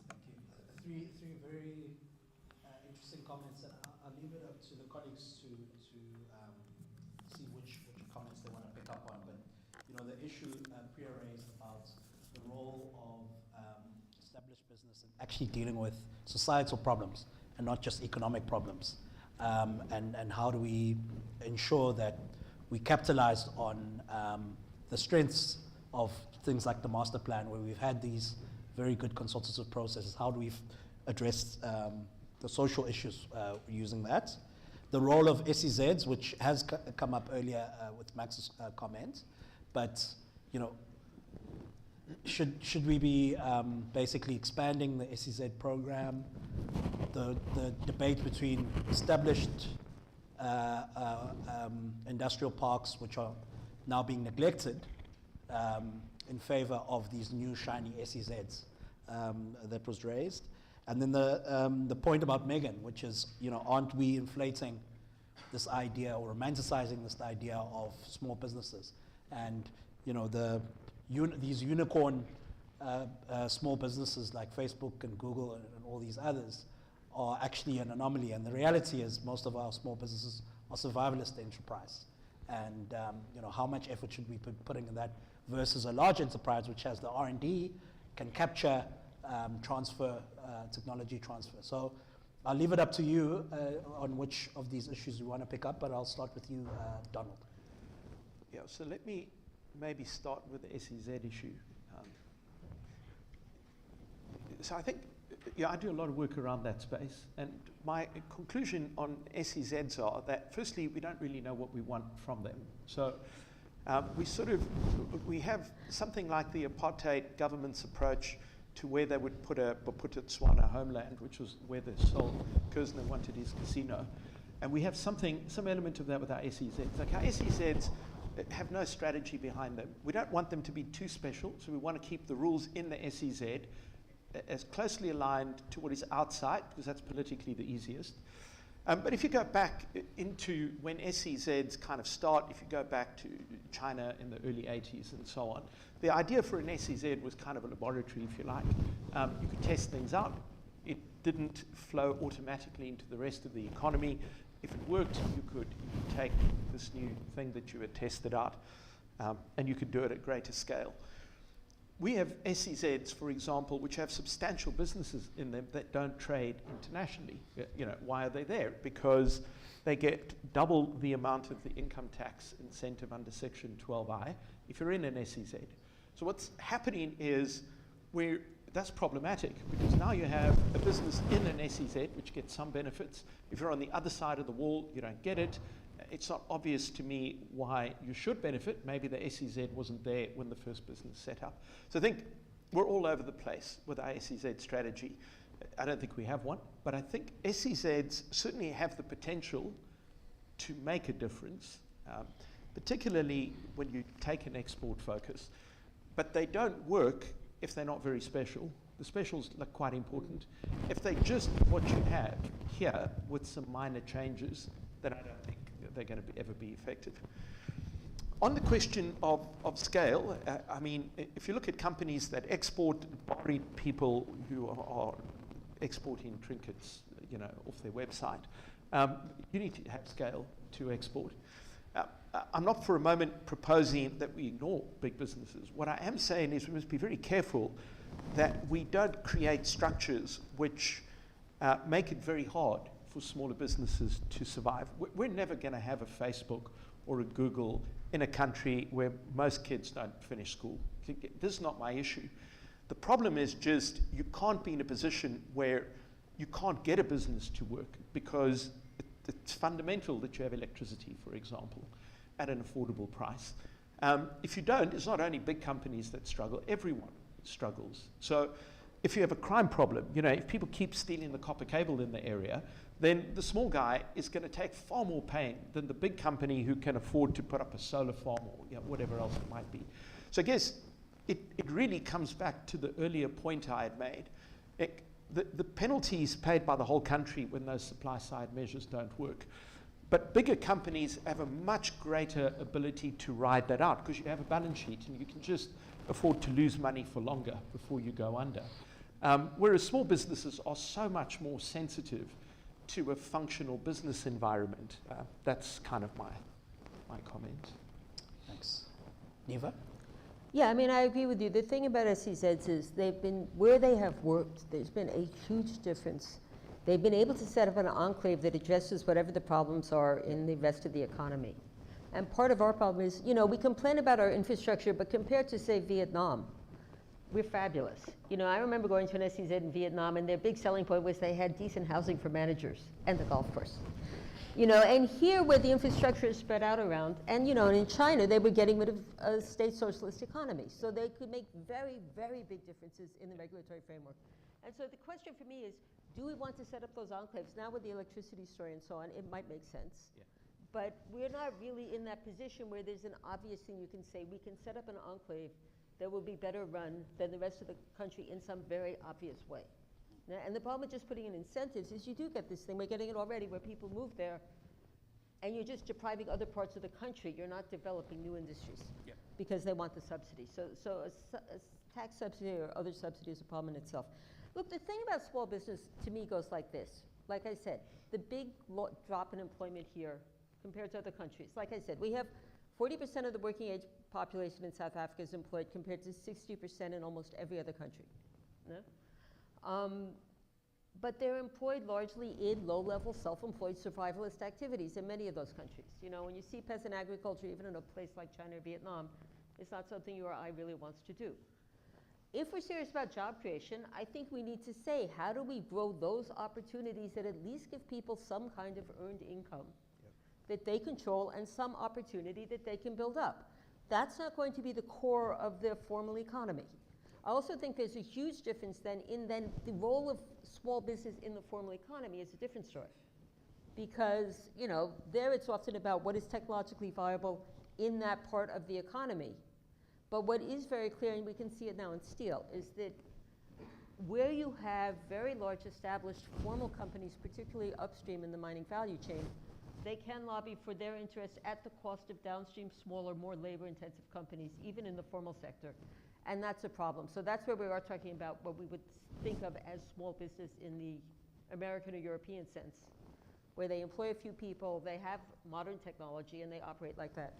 You know, if ArcelorMittal manages to get tariffs on steel, they employ 6,000 people, the downstream guys employ 200,000, you know, and that's not counting construction. No? And they do tend to be smaller because it's more labor intensive, and more labor intensive industries have more small business. So I do think there is that trade-off within the formal sector, but if we're serious about developing employment, if you make productivity the criterion for creating employment on a mass scale, you never create employment, because by definition you're taking people who are absolutely not productive, and you probably need to put them into things that we wouldn't see as internationally competitive or whatever, but they do meet social needs and where they can get some income from it.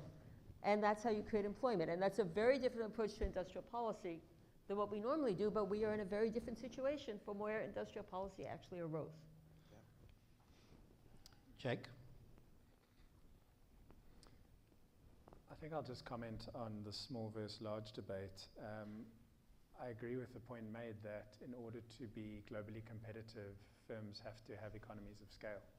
And that means, you know, a 1,000-person factory, not a relatively small informal operation. And that doesn't mean that small businesses are not important. They do provide survivalist income. Formal economy is incredibly important for that reason. But they're also important because small businesses are important because they can become big businesses. But that's where their main potential lies.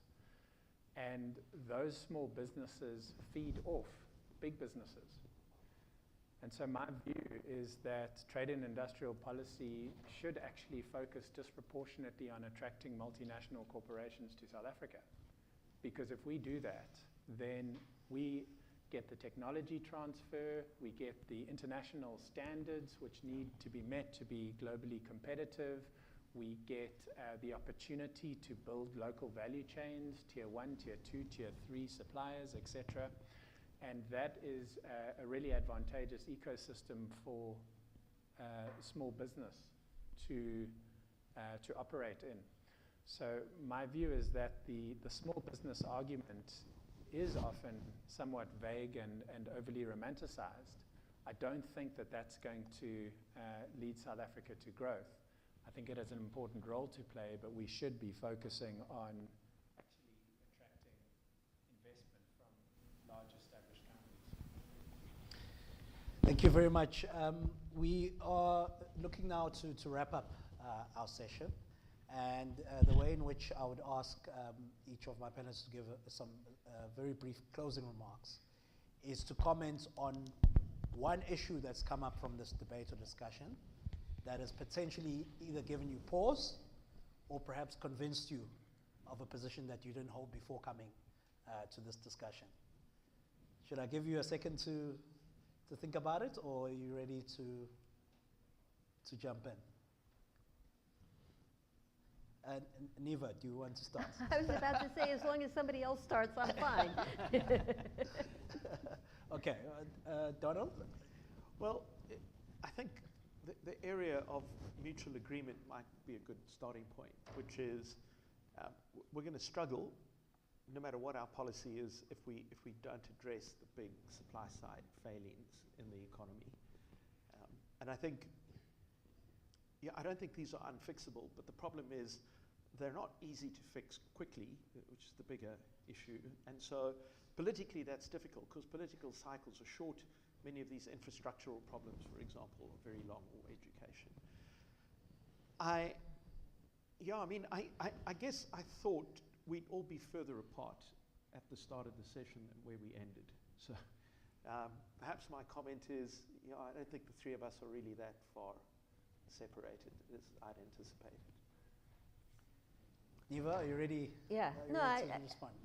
You know what really to me came out of this was the extent to which we, as economists, were trained not to think about the political economy, so we put forward what is technically the best solution, and then it doesn't happen, and then we sit there and get annoyed, as opposed to, and this is where the theory of the second best also comes in, right? That we need to start saying, okay, given this absolute tension between an economy that doesn't serve the majority very well and a democracy where those people have a voice, we need to say, how do we come up with processes that will generate good policy that can also be implemented politically, and not just say, those politicians are hopeless. But what is a strategy that would work? No? So what can we give to the majority to get them to tolerate, support for big foreign investment? How do we ensure that we're not just keep saying to them, be patient, it will trickle down? Because they've, we said that 30 years ago, and people were patient for like 20 years, and then they burned out half of Durban, I understand. Yeah. If you see what I mean. So I do think we really need to think through, as economists, what do you need to build a coalition to make that policy viable? At least the core of it. No? And then we might get further with some of these very good ideas we all have that we agree on. Jake, Lazarov. I think that South Africa is between a rock and a hard place. On the one hand, we can, on the one side, we can give up some affordability in favor of import protection. It's really in favor of import protection, which will lead to a better future, in theory. It's a really difficult environment in which to give up affordability.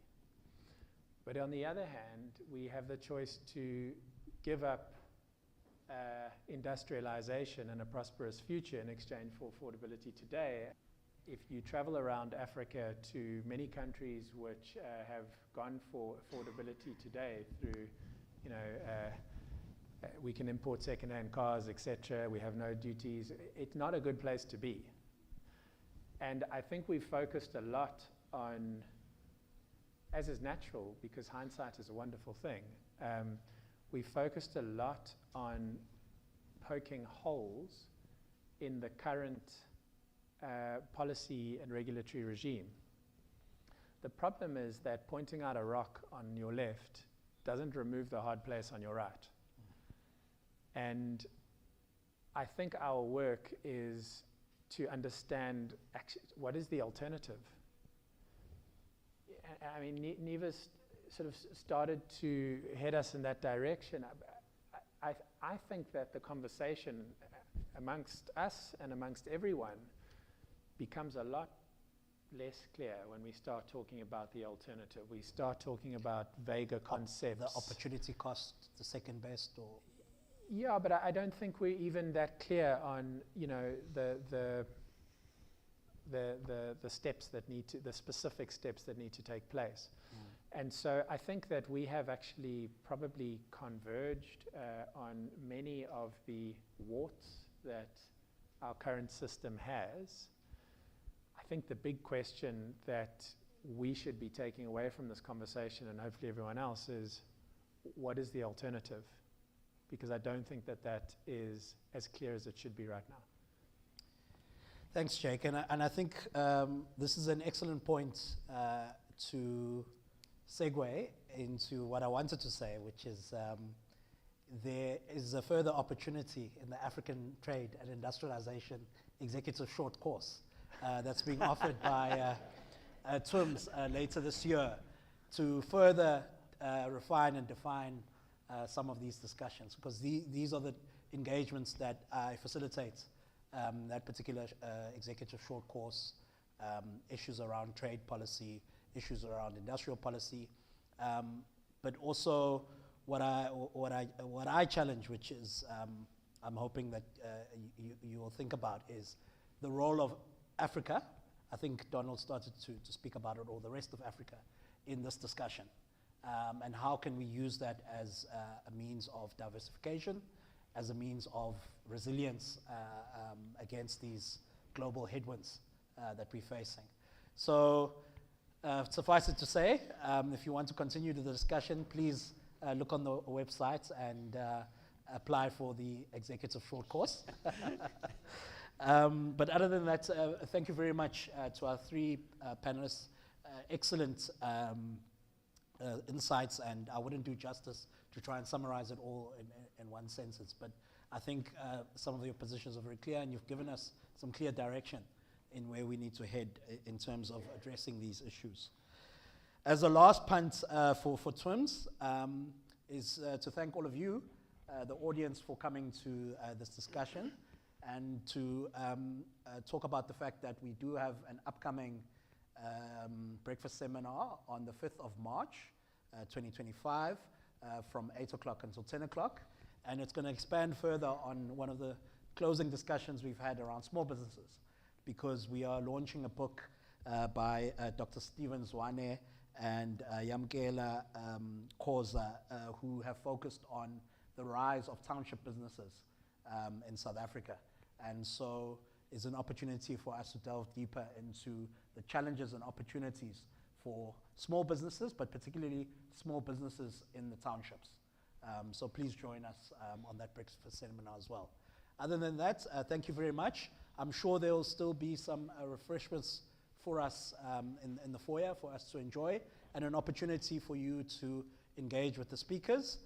We do have some gifts for the speakers in some blue envelopes. Would you like to hand them over? So thank you. Please, a round of applause to Jake. Thank you for having me.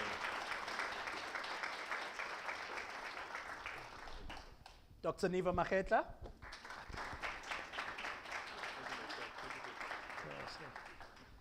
And Mr. Donald McKay. Thank you, Chance. Thank you. Thank you very much, colleagues, and a round of applause to yourselves as the audience. Please enjoy the rest of your week, and you're welcome to some refreshments upstairs. Thank you very much.